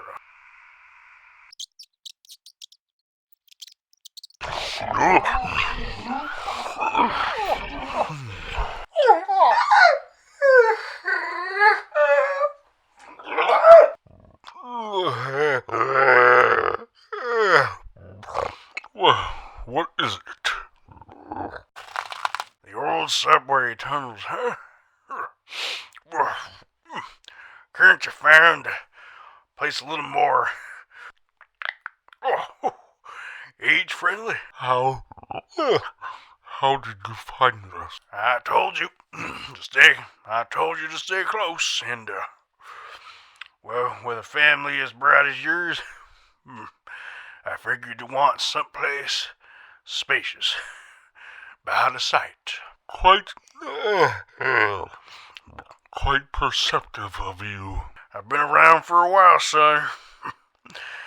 You learn these things over time. Please don't take this the wrong way, but why are you here? I imagine not every human in your colony is as gracious as you. Well, unfortunately, no. The problem with Carlisle is that there's lots of homebodies who don't like change. And the idea of Fuglies coexisting with humans, it's a little much for them. It's quite regretful, but I understand. I won't deny my kind has had its share of monsters. There are those in my family who toe the line. My presence is the only thing that keeps them, civil? Civil, yes. Well, sounds like you're a busy man, so I won't take too much of your time. I'll give it to you straight, Gregor. After the whole Carol incident, well, a lot of our fellow colonies dissolved. Thanks to those homebodies, Carlisle's become an island. Now, someday, maybe soon, something big and nasty is going to blow. It's going to blow through and wipe us all out. Please, we mean you no harm. No, not what I'm talking about. No, I'm suggesting you and yours help protect Carlisle. East Perimeter. Lots of tight quarters. Lots of dark places. Forgive me, Morgan. But Now, let me finish, Gregor. There's an old stadium over there where they used to race horses. Lots of space. Lots of underground tunnels. We've long since picked it clean of scrap, so, you won't be bothered. And if you want it, well, it's yours. You are serious? Of course I'm serious. I gotta think about my grandson's future. Well, Morgan won't always be there to see those big blue eyes all the time. Now, I don't know how old you are, but I know Fuglies are long living if they're properly fed. Now, as long as Carlisle's patrols aren't on your menu, you're free to got reign. Excuse me. You got free reign. What do you say? I am not accustomed to such generosity. No, don't. No need to cry about it. Whoa, easy there, easy. Oh, it's all right. She's protective, as any mate should be. So, where you do it? My family will protect yours. Morgan, the Maelstrom. Yeah, that's what I like to hear, Gregor. You know, I've come to appreciate the kindness of humans.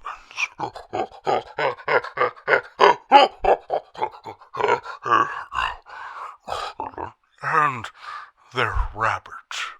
Wait, just say rabbit? An unlikely alliance, an even unlikelier friendship. Gregor the Freak, Morgan the Maelstrom. Two titans of the valley, prepare to take on the worst ravages of the Darklands. One with vigor and bullets, the other with tooth and claw. A new dawn has risen in the Darklands, even if it's not particularly beautiful. Subscribe and ring that bell so you don't miss the next exciting episode of The Darklands of the World Before.